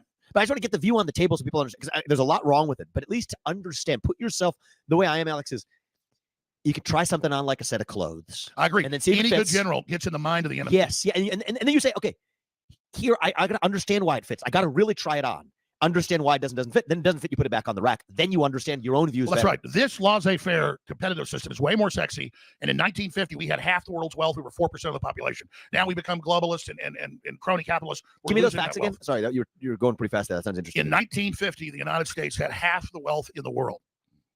Is that right? Because of our invention. Immediately post-World War II. Yeah, absolutely. Post-World War II, we had half the world's wealth. We were 4% of the world's population. As measured by GDP, probably. Measured by GDP. So that's the GDP of the world. What is it today? I should know these things. It's gone down a lot. I think it's in the late high 20s, early 30s. Yeah, sounds about right. Maybe a quarter to a third. I haven't looked at it in a while, but what I'm getting at here is what you said is so dead on. In fact, I need to make that point more. You can pull these clips up. Remember when Obama went to Latin America the last few months of his administration? Then he went to a bunch of countries in Africa, and he gave the same speech, Vivek, in every country. He said, quote, you can't have cars and air conditioning. The world's going to heat up and burn up. Now, here's a guy flying on a giant jet with dozens of aircraft. After that, he has private jets. He has houses at basically sea level in Martha's Vineyard and Hawaii, though he said we were already supposed to be underwater by 2017, though they keep just buying Al Gore, all of them, oceanfront property, right, not up on cliffs or something, like Martha's Vineyard. They're bearing that cross. Absolutely. They're bearing that cross for the rest of us. Well, I mean, that's it. They're on private jets. People like Ted Turner has like 5 kids. He says, I want to depopulate 90% of the world's population. Look it up. Him on Charlie Rose. Well, he has 5 kids. He has jets. He has palatial compounds. But you in Africa, you can't aspire.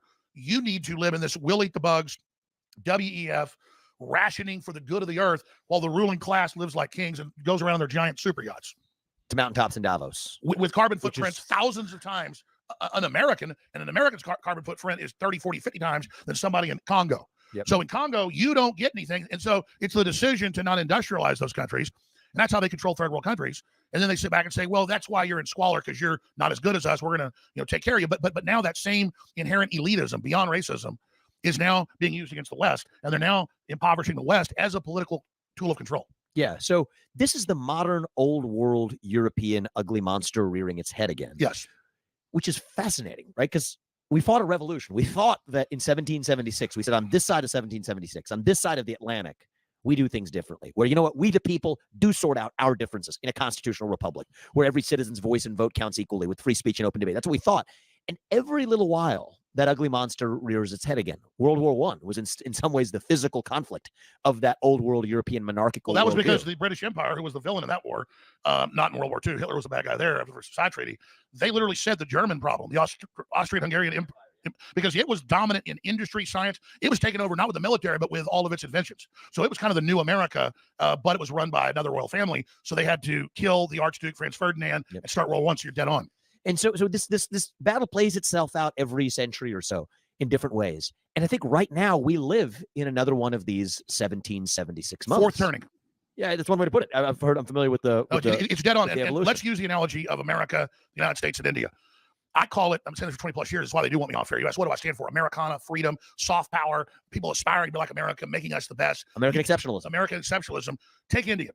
controlled by the British, kick them out, now wildly successful because you guys actually got control of your government, had your own resources. Same thing. I would call that 1776 worldwide. And that's not America controlling things. It's the idea of freedom, idea of the people, the idea of loving your nation, empowering the individual, and a meritocracy where, because I looked at who used meritocracy, what a word. Well, it's a bad word these days. It is. Well, I go back and I look at World War II. And almost all of our generals got there through meritocracy and grew up on little farms or in poor areas of cities. And there were and there was almost nobody whose dad or granddad was an admiral who was there. In fact, it was almost discrimination against the aristocracy was what America was doing, because George Washington was being discriminated against by the aristocracy, even though he was really, really a part of it. He was mad. That was one of the big reasons that even the quote elites of America fought the British, at least, because they were tired of saying, well, I'm actually your cousin, but I'm not a lord, so I can't ship products out of the colonies. And so if the rich guys want freedom, and they finally set up for themselves, that will have to trickle down. And that's why they can point at America's beginning and say we weren't perfect. But it was the idea of the process. Yeah. And as more people get into that, that's the victory. So now you look at who is the leaders of the military. They'll have some token people. Oh, look, a black guy, a white lady or whatever. But if you actually look, it's a bunch of blue bloods whose grandfathers were in control at the end of World War II when America absorbed the British Empire and became this new globalist system. So America is like the engine and the brain, along with the British intelligence, of this very evil thing. I love America. I've got Jones. I've got a Welsh last name. I'm not an Anglophile, but I'm not an Anglophobe. But the system of the British Empire and the ghost of it through BlackRock and its Royal Institute of International Affairs and the CFR and these corporate management boards are devolving the governments while they expand them and transferring the power themselves. That's the New World Order. That's global. It's actually the Old World Order. It is. You're right. It's really just the Old World Order in New World clothing. That's exactly it. And that's what we got to understand. And so the optimistic side of me says that what a special time it would have been to be alive in the spring of 1776. It was a special time to be alive. You got Thomas Jefferson, the age of 33. People say I'm old. I'm young.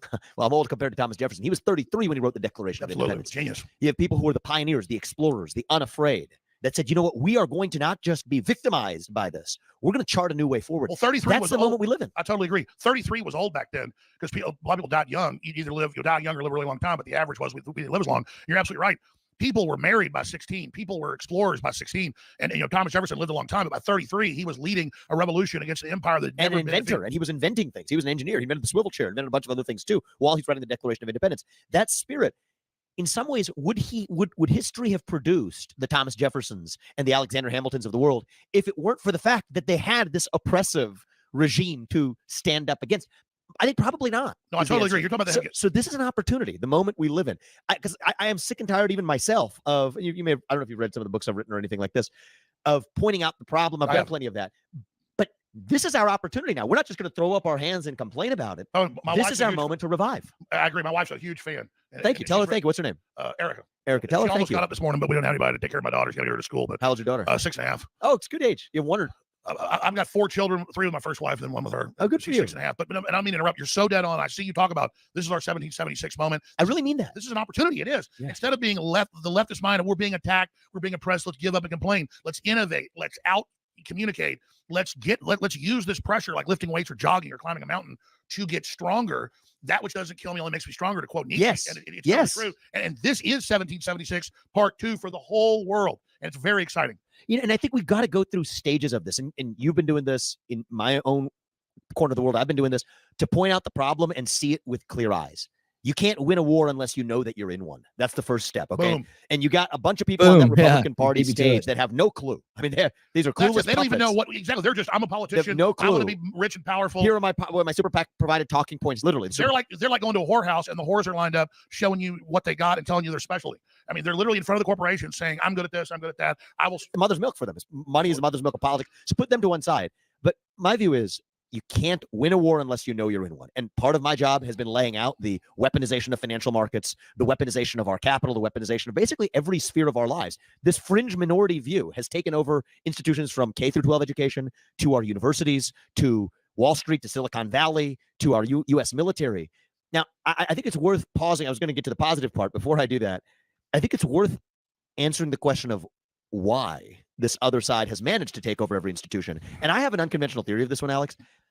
I think that it's worth seeing. You and I may be, we're conservative people, may classify us as being in the right, but take those labels off. I'm a populist. I mean, just I hate labels. They're not useful. I agree. They're reductionist. So let's just look at the substance of this. People who would have identified as being on the old left, right? Occupy Wall Street, challenging the bailouts. The old left version of break up big tech. The old left that was critical of colleges charging way too much money for providing far less in return. The people who have criticized schools in the inner cities, failing to serve black kids in the inner city or whatever. Even our military, the wars in Iraq and Afghanistan, a lot of that criticism used to come from what was perceived to be the old left. What happened was each of those institutions, what they did was, if you're Wall Street, you don't want to occupy Wall Street, but I'll do the new woke stuff, diversity, inclusion, climate change. Great. If you're Silicon Valley, I don't like the left-wing break up big tech. I'll censor hate speech and misinformation as you define it, but I don't do it for free, as long as I get to get you off my back. The U.S. military, if you're Mark Milley, you don't want to talk about accountability for Iraq and Afghanistan. Forget about that. I'll talk about white rage and systemic racism. So part of this is a deeper arranged marriage. It's more like, I mean, use the whorehouse analogy. It's more like mutual prostitution. Well, that's right. Between two strange bedfellows. That's right. The power structure has failed. They're not the aristocrats that are doing it for their own good. They know they're a fraud. The system's coming apart. And they know it's a fraud, but it's an arranged marriage that allows them to keep their power in. That's it. So anyway, you talked about similar themes. Though? Yeah. I mean, look, there's a meme. It's totally true. History shows it. Bad times make hard men make good times make weak men make bad times. Yeah. It's a cycle. So a lot of it is our fault. We can't just blame the globalists and the aristocracy. Their rot. Thank you. Their rot is our rot. And so that's what I'm talking about. There's so much entertainment, so much food. We got to look in the mirror and ask ourselves, why is it that we bend the knee? Because yes, I mean, when the Israelites escape from the Pharaoh, they're lost in the desert, yet to find the promised land. What did they say? We want to go back and be ruled by the Pharaoh. That's right. And so we can complain about the Pharaoh all we want, and it exists. You know, the global ESG movement, modern stakeholder. But we have to build our own system. That's actually what is it that makes us want to bend the knee? That's actually what this book, The Great Awakening, comes out next week. It's available at InfoWars right now, pre-order. This is a really important book, defeating the globalists and launching the next great renaissance. I wasn't even going to bring the book up till you brought this up. This book is not just about how they're bad. That's half the book. The rest is solutions. So I'm really impressed with your work and research. I hope you'll read it. Take a copy, please, sir. For me, all right. Take a couple for your crew as well. So absolutely, I'm going to. But I mean, you're totally nailing it, and I watch and listen to you. That's how I was able to steal your thunder and say you're absolutely. In fact, you influenced this book. In me hearing you, we've got to talk more about solutions. And I was already on that kick, but you're right. I was like, I got to write a book about solutions and the system we can build that's alternate. This is the moment now. You know, we can't just say blow this up. We got to have an alternative vision of our own, right? So, I think that for me, and it doesn't mean we can have competing visions. This is the conversation we need to have. If the left is, there you go. See, they're getting into solutions right here. And like you said, you know, have a new system ready, right? So I thought that was really cool that they started getting into that and that they're that excited about it. And they realized that now's the time, you know. And you guys are part of the solution too by being here, just by putting the ideas out there. I've been talking about this for a couple of years now, you know, and a lot more before that. But the solution culture aspect of it, and that was time for a shift or a change, right? I get it. Sometimes I'm a little ahead of things, but it just starting to think about it, right? Starting to do something around that idea builds an energy, and then people add to it by becoming part of it here, and collectively it grows, right? And you can think of like any type of idea. That's how it grows and becomes a widespread idea. But it starts with this one little place, and then it grows. Right. But just by being there, it sets in motion like the 100th monkey movement, like the 100th monkey, that whole scenario there. It sets in motion this type of reality kind of forming flow. Right. And that kind of takes on a life of itself and does what it does. But yeah, when somebody starts having an idea, or many people start having an idea, the idea grows and spreads, and then it eventually works its way up to where it needs to be to get something done. So, yeah, I think it's interesting. It's great that these guys are talking about this. I'm sure they've been thinking about it for a long time as well. Feeding us race, gender, sexuality, climate. How about reviving the individual? Yes. How about the family? Yes. Nation. That not some nebulous global citizen fighting climate change. I'm a citizen of this nation, the United States of America, and I'm proud of it. I'm not going to apologize for it. And by the way, God, I think, plays a big role in this too. I think the revival of faith is something that I totally agree with this. That's what the book's about. And again, I'm not remoralization, you know, rainbow flag stuff, but it's the new flag. They're even talking about getting rid of the American flag. They're now trying to take George Washington's statue down in New York. They're now doing all of this, and this is all unfolding, and we're having our symbols that recognize who we are and what we stand for away from us and giving us a new one that is a government corporate directed sex cult. I don't care if it was a heterosexual cult showing me their flag and taking down our flag and telling my kids about it. I mean, if it was some new flag about NASCAR, I'm not against NASCAR, but it was NASCAR stuff everywhere, them telling my kids pledge allegiance to NASCAR, I'd say this is a NASCAR cult, get it out of here. And what it is, cult is interesting. It's an interesting use of the word. So a cult is a religion that has not withstood the test of time. Okay. So it's short term. And so there's an old saying, actually, I think it came from Blaise Pascal. He was a scientist of all things, but he said, if there's a hole the size of God in your heart and God does not fill it, something else will instead. Exactly. And my civic version of that. They've kicked God out, and now some other poison fills the void. Demon is filling it. And so my version of that in a civic sense is, if we don't pledge allegiance to the American flag or to a true flag of our nation, we're going to pledge allegiance to a different flag instead. I said that as a matter of analogy, but now literally there are different flags. I mean, the transgender and there's flag. more and more and more. We're being divided and conquered. That's right. Where everybody and they call it the broken coalition strategy. This came out in the Clinton documents in their library in Little Rock. And as they're about to win the presidency, they're having meetings. The papers are public now. We've got to create the broken coalition strategy nationwide where no group can be powerful and organized. So the parliamentary system's weak because look at Justin Trudeau. He only gets 30% of the vote, but he has coalitions with the broken coalition strategy to then have the tyranny of different minorities getting together against the majority. It's such an interesting invocation of that, because that describes our current moment right now in this country. We have, in the name of protecting against a tyranny of the majority, we have created a new tyranny of the minority. Exactly. And that minority has captured every institution. And that's what you told the transgender. See, I'm quoting you back. You've taught me a lot. You remember that. And I got to tell you, you. Vivek, of course I do. I watch you every day. You and Tucker Carlson are two of my favorite people. And I tell my listeners who are real owly and don't trust the system, they're like, well, how do we know this guy's good? And I'm like, there's no way Vivek's saying all these things. That's like high noon or holy water to a vampire. He's not one of them. You do not say these things. This irrevocably damages the lie. He is good by the very fruit of the tree, as Christ said. And my view is people should be skeptical. I always encourage skepticism, but we got to do something about. We got to move on. We got to do something about. I mean, take RFK Jr. I would say I agree with about 90% of him. I agree with about 99% of you. Tucker Carlson. Climate stuff is a little bit off the reservation. Well, he used to say we're going to arrest people that question us. Yeah. And it's really hard to walk that back. He's got something, but he says it's out of context, and he was talking about corporations that lie, like cigarettes. But still, I think the climate agenda itself is a hoax. Oh, of course. Climate change is a constant. I think any person who leads the United States going forward cannot be somebody who accepts the premises of the climate change agenda as a fixed principle for how it's a fear mongering for the cult. It's disqualifying to make you think you're bad, to give control of your life over to them. And let me just say something briefly here. I'm not a petroleum geologist. I have family that is. They told me this 30 years ago. It's not coming from dead whales and dead dinosaurs. They now have the devices and systems. They keep finding oil deeper and deeper and deeper and deeper, 50, 60,000 feet, all the way down to the mantle, through the crust. And they're hitting oil and gas deposits that are so big, they don't have pipes that can contain what's coming up. And what it is if you look at Mars, scientists now believe that it once had an atmosphere, but this is a short science lesson, but it once had an atmosphere, but its gravity wasn't big enough to hold the atmosphere and had water. We know there's water under the surface. There's water under the surface of the moon. That's been confirmed. India confirmed that, what our folks confirmed back in the 60s. So that's going on. So there's actually giant reserves, and they're saying these gases are bad. The Earth used to have way higher concentrations of methane, carbon dioxide, oxygen, all these things, but it's off gas into space, and it has retreated underground. So if you look at millions of years ago, now what carbon dioxide, 0. whatever 4. I mean, it's a fraction of a percent. And things used to be healthier. Plants can take 10 times the carbon dioxide. They grow faster, need less water. We need this. So it's really a magic moment. Talk about God existing, that right as the Earth starts to slowly lose its atmosphere, it would probably still be a few million years, we come along and are digging all this up and terraforming, geoengineering, putting it back up. It's good, folks. They want to ban cows because they off-gas methane. So do you. Methane helps hold heat in. We're due for another ice age, a 12,000-year cycle. Well, you know what's funny, Alex, is you go to, you probably know this, but if you go to the Newsweek cover magazine or Time magazine in the 1970s, freezing. Global ice age. That's what they were saying. And if you don't abandon our modern way of life for that, for a different direction, we're going to have a global ice age. More people are going to die this year 8 times as many people actually this year are going to die of cold temperatures rather than warm ones. Absolutely. So these are facts you don't hear in the ordinary climate discourse. And they also lie. They say hottest time ever, Death Valley. No, it's 134. It hit 131 this year. They said Texas, hottest ever, longest spell. And then I went back and looked at the books because I remember playing football in 1990. They had to cancel 2 days because it was 112 and people were dying all over the city of Dallas where I live. And it was also in Austin. But I look at the records, they're just lying. Yeah.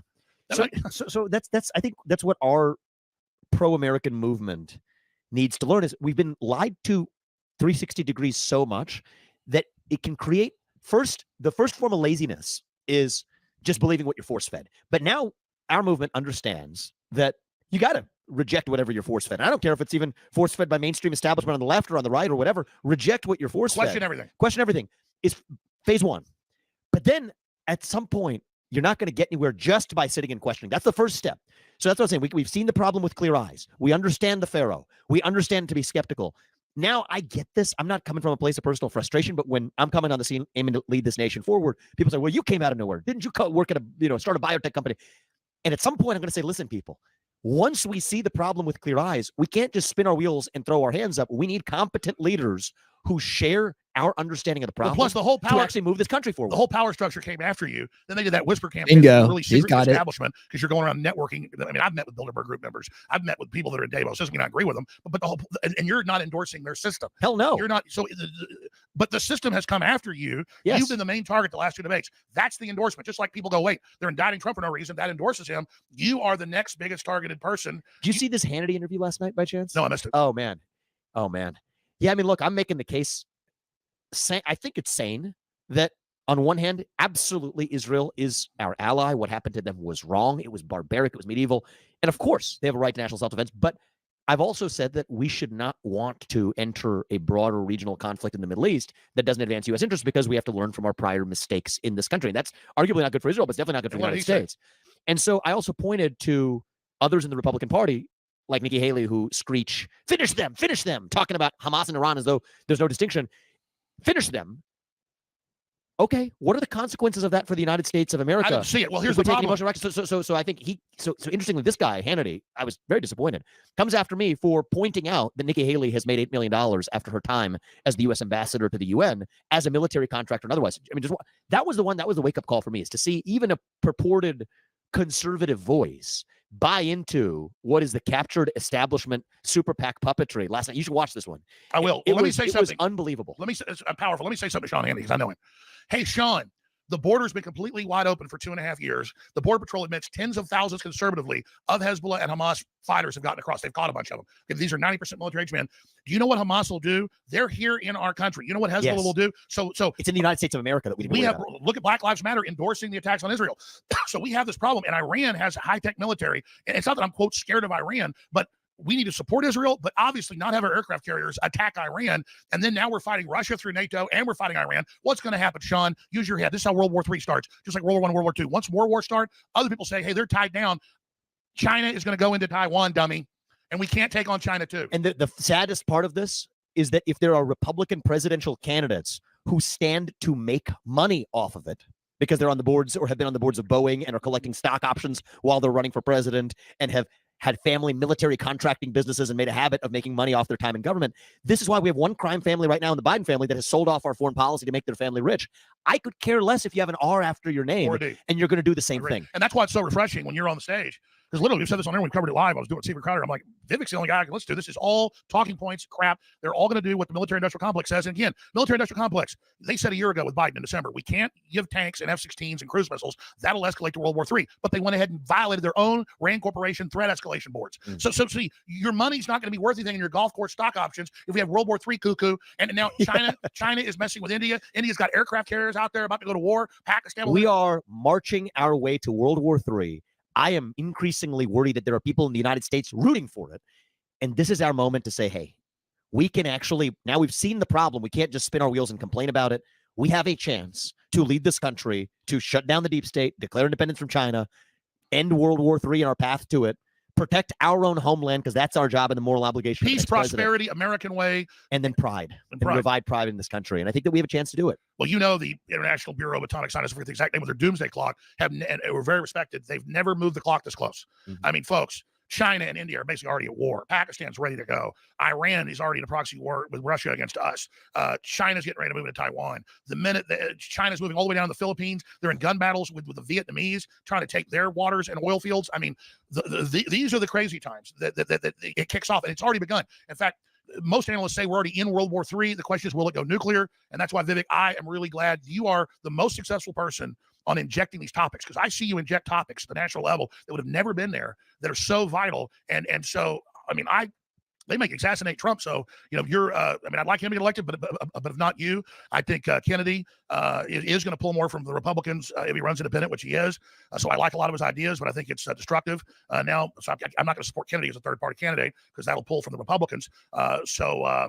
Again, I hope nothing happens to Trump, but if something does happen, to God forbid, yeah, we don't want that. No. I think what we want is to advance the interests of this country and the people of this country to once again be in charge of who leads our nation. Absolutely. That's all I ask. And I'm going to play my part to make that happen. I'm glad we met, man. We met literally 1 or 2 minutes. We chatted before this is the first conversation we've ever had. Well, I'm impressed. I mean, you're showing up here like 6:45 in the morning. We're taping this, and you're off the border? Yeah, I'm going to the border, and then I'm going to New Hampshire. I mean, we're all over the place, but I'm around the clock. So, well, you're a busy They're man. pulling me out of here, actually. All right, well, thank you. Hey, remember, we're going to Eagle Pass from here.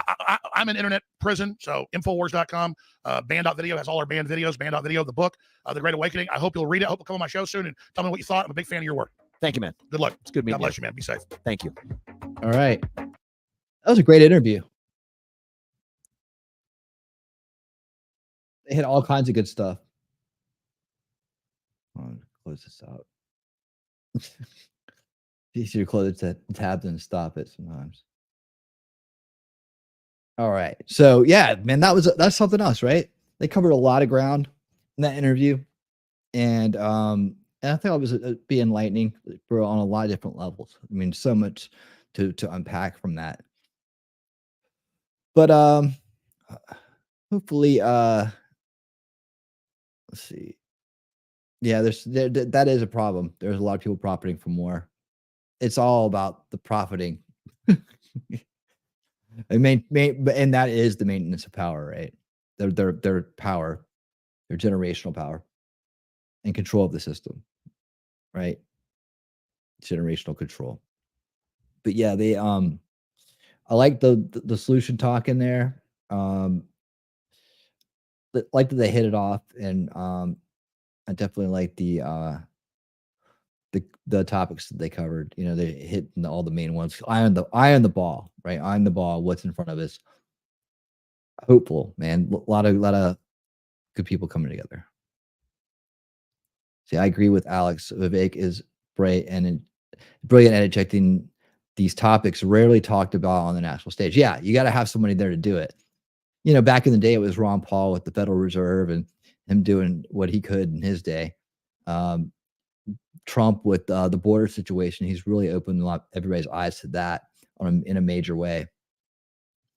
And yeah, we need to keep having these. Like I said, when I saw him, I started realizing that Vivek is like becoming the anti-establishment kind of model candidate. If we can have 20 or 30 more of those running around, we'd be in good shape.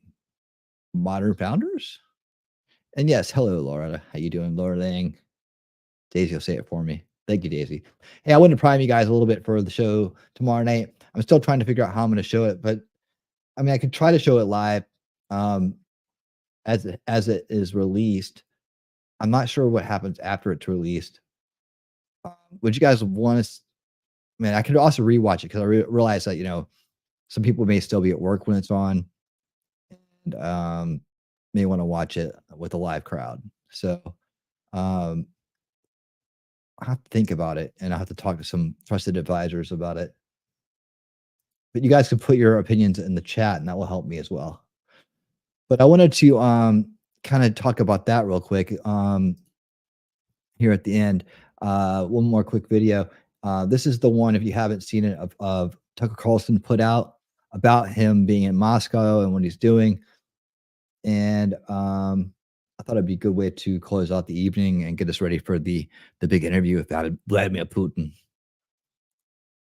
which may be one of the maybe a record-breaking amount of viewers watching. So we'll try to be in there first. See, how do you think foreign countries would react to us withdrawing troops money? Oh, yeah. I tell you what, that was the Ron Paul model right there. So, like I said, I'm with you on that.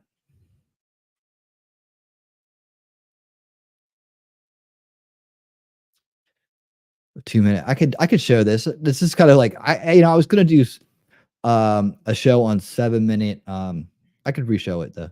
On the 5 minute cities or whatever, 15 minute cities. all the UEF's proposed plan there. I think I've seen this before. This is so funny. This is so funny. This is like dystopic as hell. I love the way they put it. It's like it's like, oh man, this is such a great idea. This is like this is something straight out of a movie. It kind of reminds me of like Coruscant, where instead of like Coruscant is like this giant hole in the ground, and you could just go down to all these levels. It's Star Wars, right? And then you would just fly into the side of the wall, and that inside of that would be like where you lived and all your stuff, right? So you just would buy these holes in this wall, and you just everybody flies straight up and down, you know. Okay, let's take a look at this thing. This is the Daisy moment of the evening. Daisy found this for us. I'm pretty sure I have seen this before. When did this first come out? A year ago? Yeah, I've seen this. Okay. But anyways, if you haven't seen this, this is very interesting. So this is evidently, I want to set it up for us, Daisy. They were talking about this tonight. It's going to be such a hellscape. Oof. I didn't know anything about Ron Paul still. Holy crap, I could have been under a rock. I didn't even know he was a Texan. I know they did a good job of keeping people from knowing about him. We tried our best. I mean, you know, we all had so much reach, and it was easy to ignore him. And back then, people didn't even know there was a difference in Republicans. You know, that was the big push back then, was to try to get people just to realize that it's different. All right, here, let's watch this. For too long, humanity has existed within dysfunctional and polluted cities that ignore nature. Right away, the voice is not right away. They picked a frantic voice to put it in there. For too long, we've been living the wrong way, and now the smartest people with the most money in the world have decided how we're going to live. So let's see how this turns out. Now, a revolution in civilization is taking place. Imagine a traditional city and consolidating its footprint, designing to protect and enhance nature. The line will be home to 9 million residents and will be built with a footprint of just 34 square kilometers. Dude, that's got to be a movie one day. Someone's going to have to do this, make this a movie. Look at this. So they move everything in, and everybody lives in a straight line. The line. We got to make it to the end of the line. We just got to get to the end. Let's get to Central City.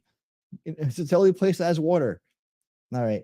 And I mean, I could just, this thing writes itself. Look at there's mirrors on the side, probably solar panels or something. Some kind of eco-green friendly. They have like a little bit of air coming through. I think these things let in the sun naturally, maybe. I don't know. Can you imagine being all stacked up like that? That doesn't look very wide. It's like Hoboken or something, right? but without the without being on the water. The everything's just stacked up. Which layer are you on? Okay, let's find out more. And we are designing it to provide a healthier, more sustainable quality of life. Get in the line. The line's communities are organized in 3 dimensions. Ooh. Residents have access to all their daily needs within 5-minute walk neighborhoods. There you go. There's the 5-minute cities. 5-minute walk neighborhoods. You're outside of your walk zone, sir. This is not your 5-minute neighborhood.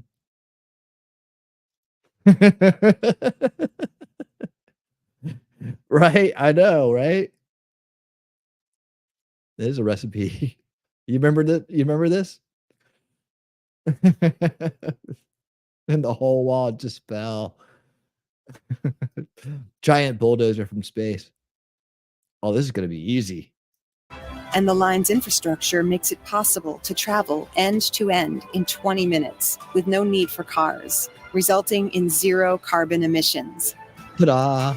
By leveraging AI technology, services are autonomous, saving you time and effort. Designed by world-leading architects, the line is 500 meters tall, 200 meters wide, 170 kilometers long, and housed within an elegant mirror glass facade. Ooh, facade. Intelligent solutions create efficiency and year-round temperate microclimate with natural ventilation. Energy and water supplies are 100% renewable. I mean, dude, like, I guess they got everything's fireproof or something. Can you imagine like something set off? It'd be like, oh, we didn't see that coming. We never accounted for this. Or like, this is very utopian. The line is designed as a series of unique communities, offering a wealth of amenities, providing equitable views and immediate access to the surrounding Equitable views. Everybody's view is equal. nature. With 40% of the world accessible within 6 hours, at the heart of the globe's key trade routes, a place for commerce and communities to thrive like nothing on Earth seen before. The line, the city that delivers new wonders for the world. Okay, is that really are they really building that? Are they really building the line? Let's go to the line. You get from one end to the other in 20 minutes. It seems like it was a little wider than it looked in that drawing. But anyways, yeah, that sounds great. We can all live in lines. So the land animals can't get to the water or migrate due to the line. Yeah. Sorry. Come on in. We'll just eat you. All right. England is testing 15-minute cities right now. Really? Where at? Send me stuff. The line.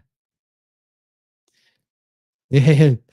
They will, there's no truckers in the line. T-Rex, you better be totally against the line.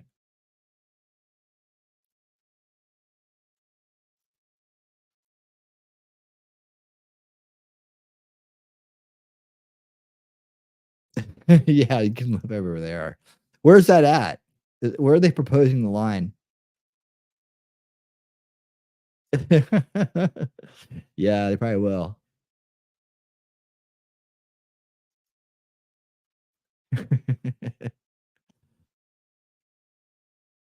Okay.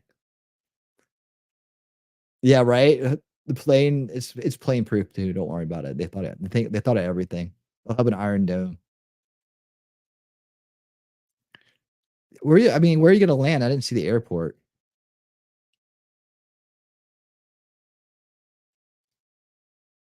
Let's see. Yes, Tim Pool showed it on the Google map. The land is being prepared. Tim's way ahead of it. Listen, I'm the line. We live in our pods and eat the bugs. No need for truckers. Yes, surrender. Let's go by T-Rex, not trucking. They did this with mice and they stopped breeding and killed each other. I remember that. Experiment. It was actually brought up in the Century of Self, that documentary you watched. It's always comes up. It comes up a lot, actually. It's a 4-part documentary. We watched an hour piece on consecutive old school watch party Sundays. And so there's a Christmas movies at the end of it and maybe another movie. I can't remember. I think Caddyshack was one of them at the end there. But yeah, so we got some Christmas movies in there too.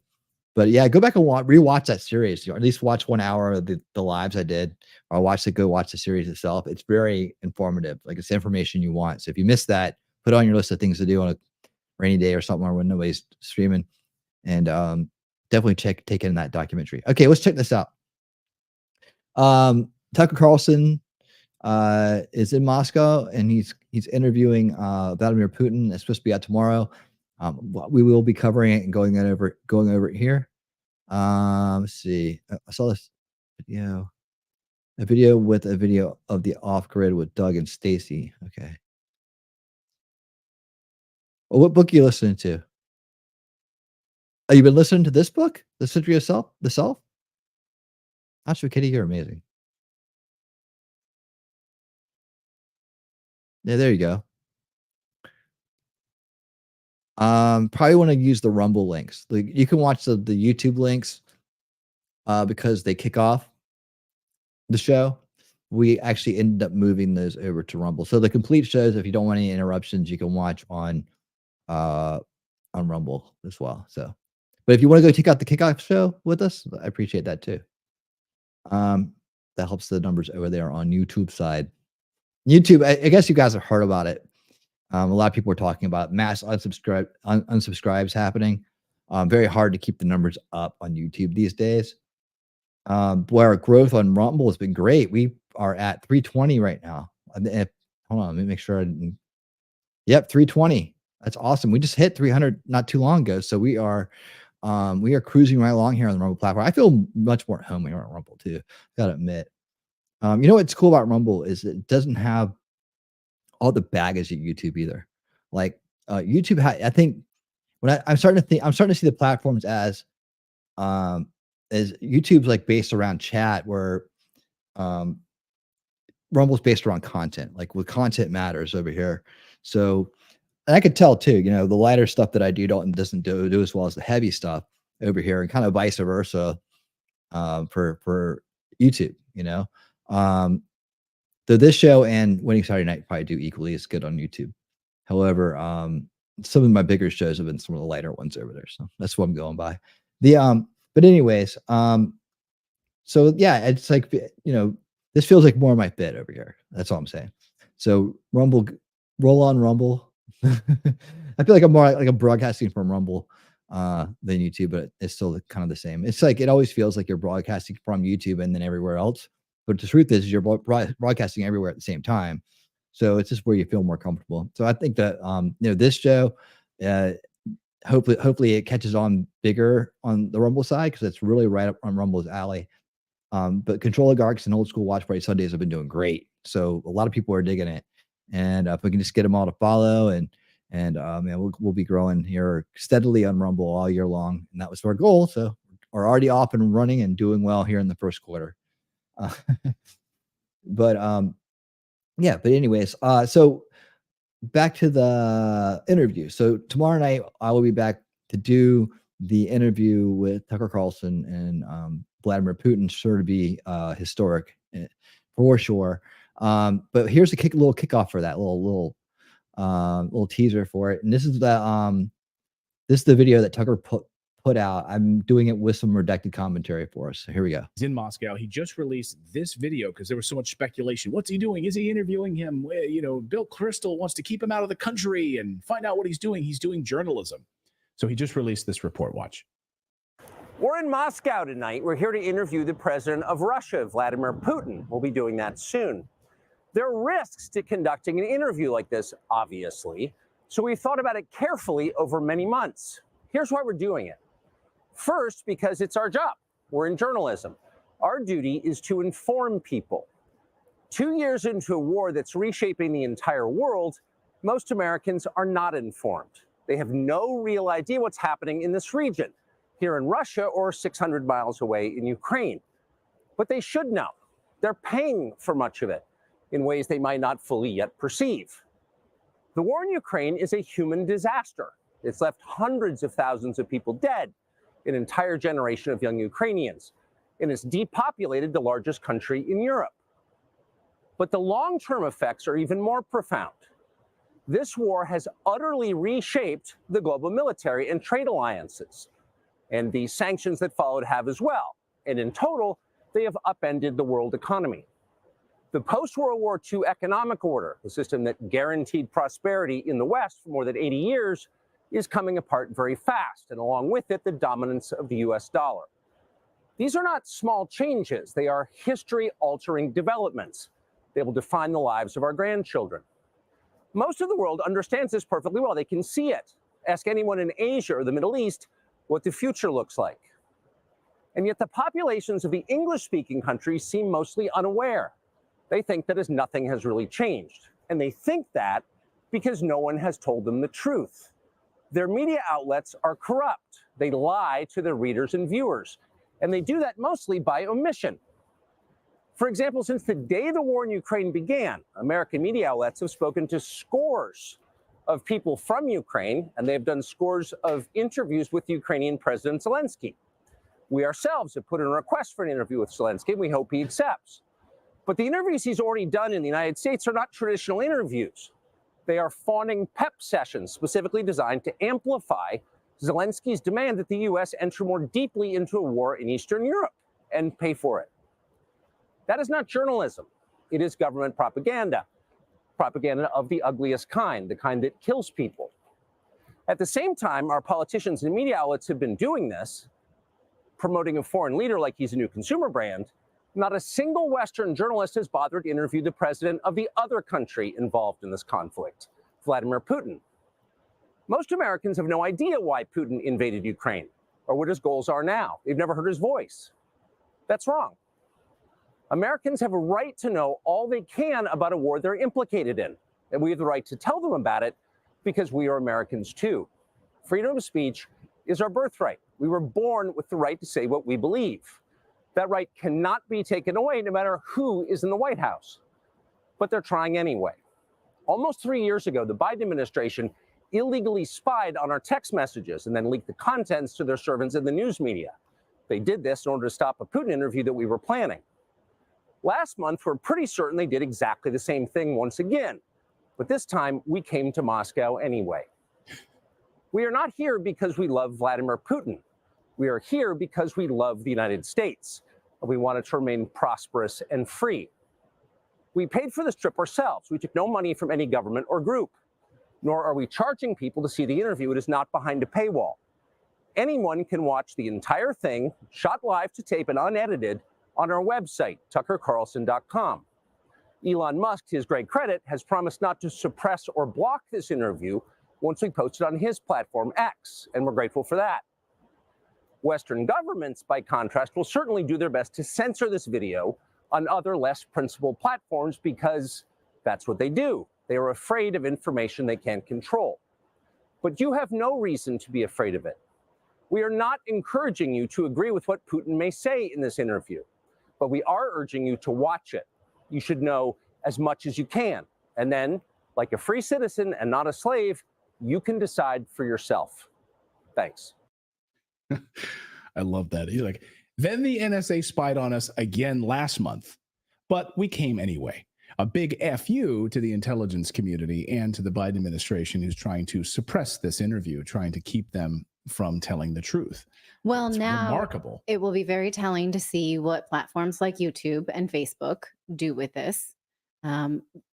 Will they demonetize other people who they may let it go on its own, but then demonetize people who talk about it in a certain way? That's a great point. I mean, this is a strategy that these big tech platforms do, right? So there are certain topics that you can cover them, but YouTube will not allow them to push out to an audience. Like, oh, we didn't block it. We just didn't push it. We didn't allow it to grow They can organically. downrank it. Suppress it. I mean, we see this. We study the data. We know how they do this. They also use it as a dragnet, though, to get a bunch of people to put this stuff out, and then they've got everybody that they can ban at the same time, because you'll see like multiple channels go down all at the same time for covering the same subject, and there's just like no warning. It just all of a sudden they're gone. Yeah. Right. Yeah, because whatever the YouTube decides to do that day, they just block, and they do that. They change their terms of service all the time. We have journalist friends, in fact, friend of the show like Kevork Almasian, like he has stuff, he's just covering what's going on in Syria.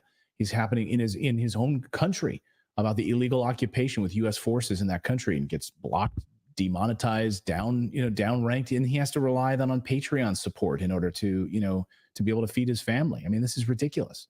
But this is the type of free speech that we hope for. Go ahead. Well, I was going to say, and monetization aside, like people don't also realize the danger these guys put their lives in by doing this stuff, like by going against the U.S. government, by going against the Syrian government, stuff like Kevork, they put their lives in danger to bring us this information.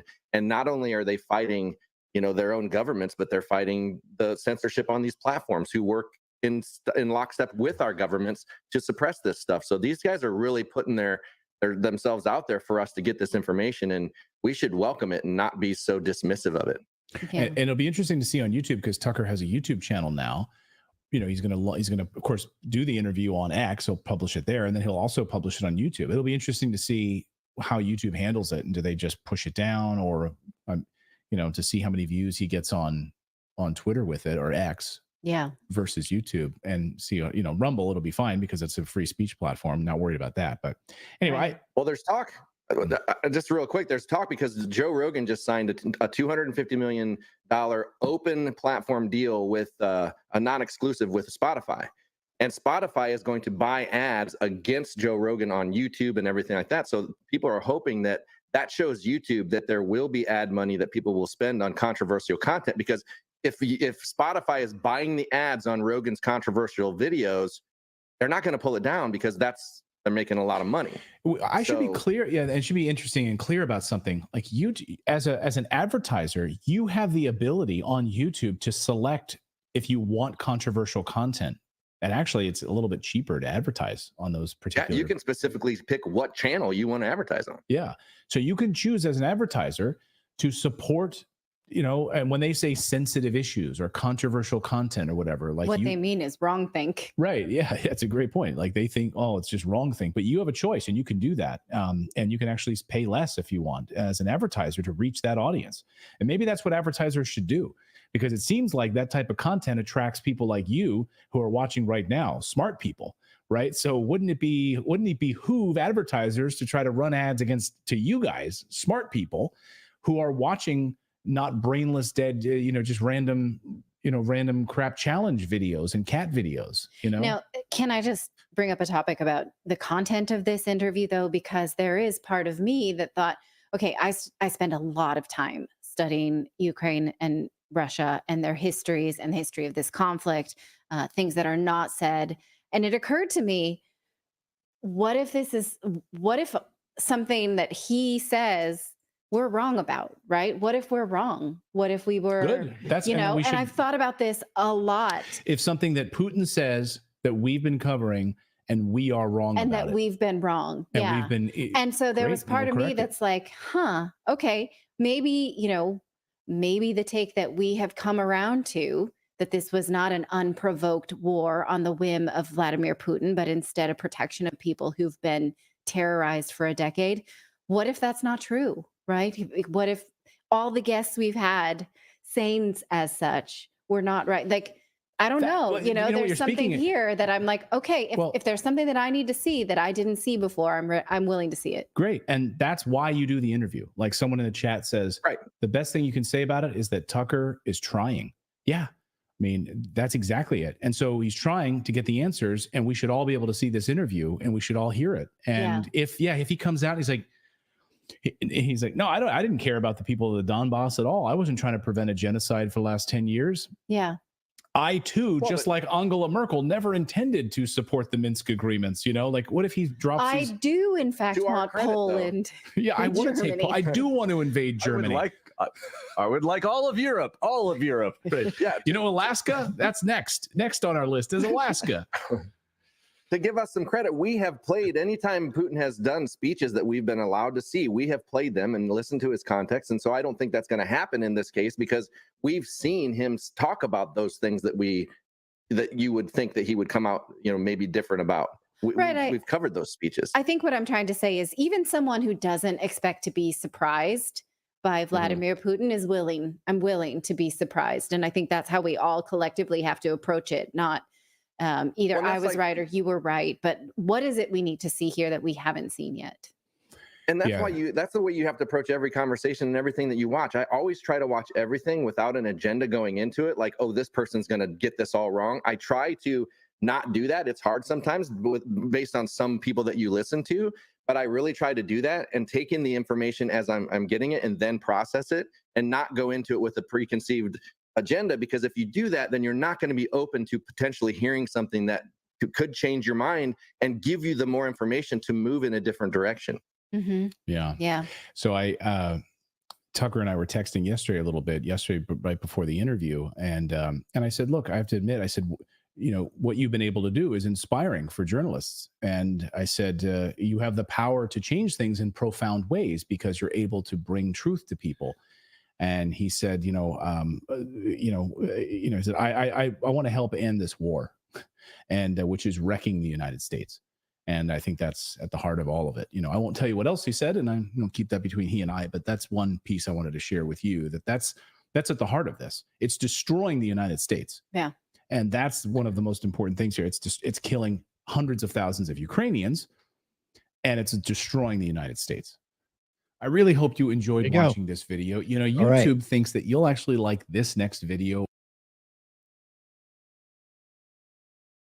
Of course, you've heard talks about sanctions against Tucker for doing this and a whole bunch of other stuff that I don't think is going to work out. I think he'll be able to do it and get back without any issues. Of course, they'll probably spin it a lot to villainize him, to try to build the archetype, of him being, somehow supportive of Putin. Yeah, of course, and they'll spin that up. But hopefully, most people are intelligent enough not to buy into it these days. But there's always those people that are stuck behind the first veil and buying everything the establishment feeds them, unfortunately. Yeah, so I'm looking forward to that interview. I can't wait to see it. It's going to be tomorrow night, and I will figure out how we're going to do that. We'll probably do meet up on have a pre-show kind of on YouTube, and then we'll do the Rumble jump. We'll just watch the whole thing over there just to be on the safe side. We'll do a little teaser to YouTube, and then we'll pop out. But hopefully get some people from YouTube to come over with us to Rumble and start joining in, being part of the Rumble community, which is awesome. And I didn't finish what I was saying earlier, but yeah, they are like, I think they just do, maybe they're intentionally, maybe they're not. I know a lot of creators are complaining about losing subs right now. Just unsubscribing people. I think sometimes it has something to do with activity, sometimes it doesn't. Sometimes I think maybe it's just random, right? I don't know why it's going on. We were talking about it behind the scenes a little bit. But if it's happening to everybody, then it's something bigger than an individual kind of attacks. And it's like the bigger your channel is, the more you notice it. And up to a certain point, when you're under a certain amount, they don't disappear at all. So, which is interesting. But once you break 500, you're like in that range where they can fall off just randomly. Which is weird. So you imagine a channel like the Quartering or Redacted or these big channels. They see, they'll see a huge cut in a day, like thousands, and where I see 1, 2, or 3 here and there, right? And then smaller channels will see one come and go, and you're trying to gain new subs as you go along. But the way that they have you kind of pigeonholed doesn't allow for much growth in terms of unless you're doing a lot of content in many different forms, which some of us are and some of us aren't. But the growth is harder when you're on the low. When you're the little guy, it's a lot harder. But you gotta keep fighting, you gotta keep striving and stay optimistic, because it's about showing up for the people that are here and hoping the information reaches people after the fact, down the road. Something that helps someone else grow and learn and kind of understand how to navigate this weird world we live in and get on the right side of things. So that's what it's all about. And if you keep doing it, small little clusters, enough people will get reached, and that's the goal, right?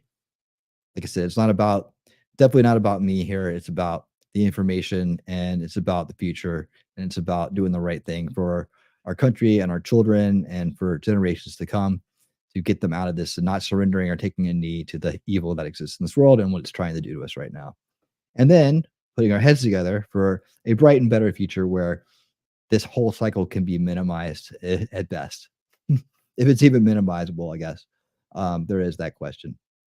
However, maybe it's just the fact that we've always had these loopholes that we should evolve to learn how to address is the real challenge here in this cycle that we're going through. That's the way I look at it. It's up to that generation of people that are in the middle of these cycles to do something about them appropriately, to change them and put them in a certain direction, like the other people have done. The ones that were here pushing it in the bad direction, they seem to understand this.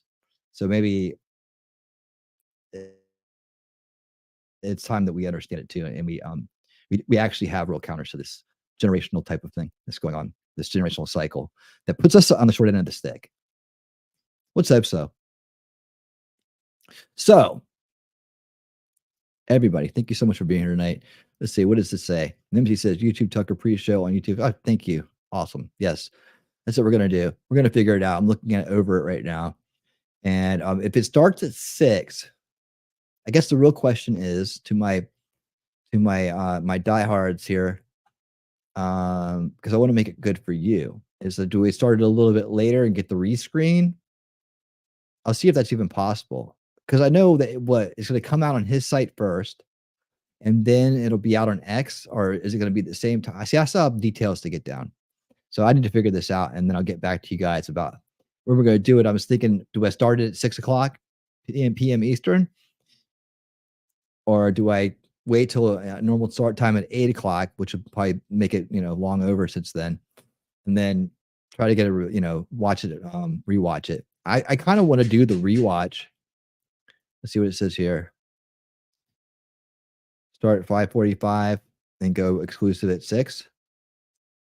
All right, but I mean, for my West Coast people that are still at work, I feel bad for starting. And then everybody's, I always imagine people try to get their supper or their dinner or whatever you call it from wherever parts of the world you live in, around this time. So that's why I started at 8 o'clock. 8 o'clock was always like that prime time television spot. It's when you sat down, you were done with your homework, you had your meals, you did all your stuff for the evening, and now it's time to watch a little TV before bed, right? So that's I still have that old school mentality. Anyways, then do a restream with commentary after as a whole separate show. What? Watch it twice? I'm confused. Like, no. But yeah, we'll figure it out. We'll be back tomorrow night to do that. And I'll try to get some additional stuff. I don't know how long it's going to be. I probably going to be an hour. What do you think? You can speed through it the second time. I'll do 2 shows. We'll see.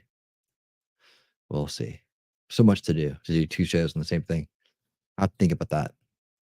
But thank you for the suggestion. All right. So I'll let you guys know about that. It's gonna be exciting. And I do appreciate each and every one of you being here this evening. Hope you learned a lot. Now that's crazy talk. I guess I don't know what you're talking about. I remember those days winning.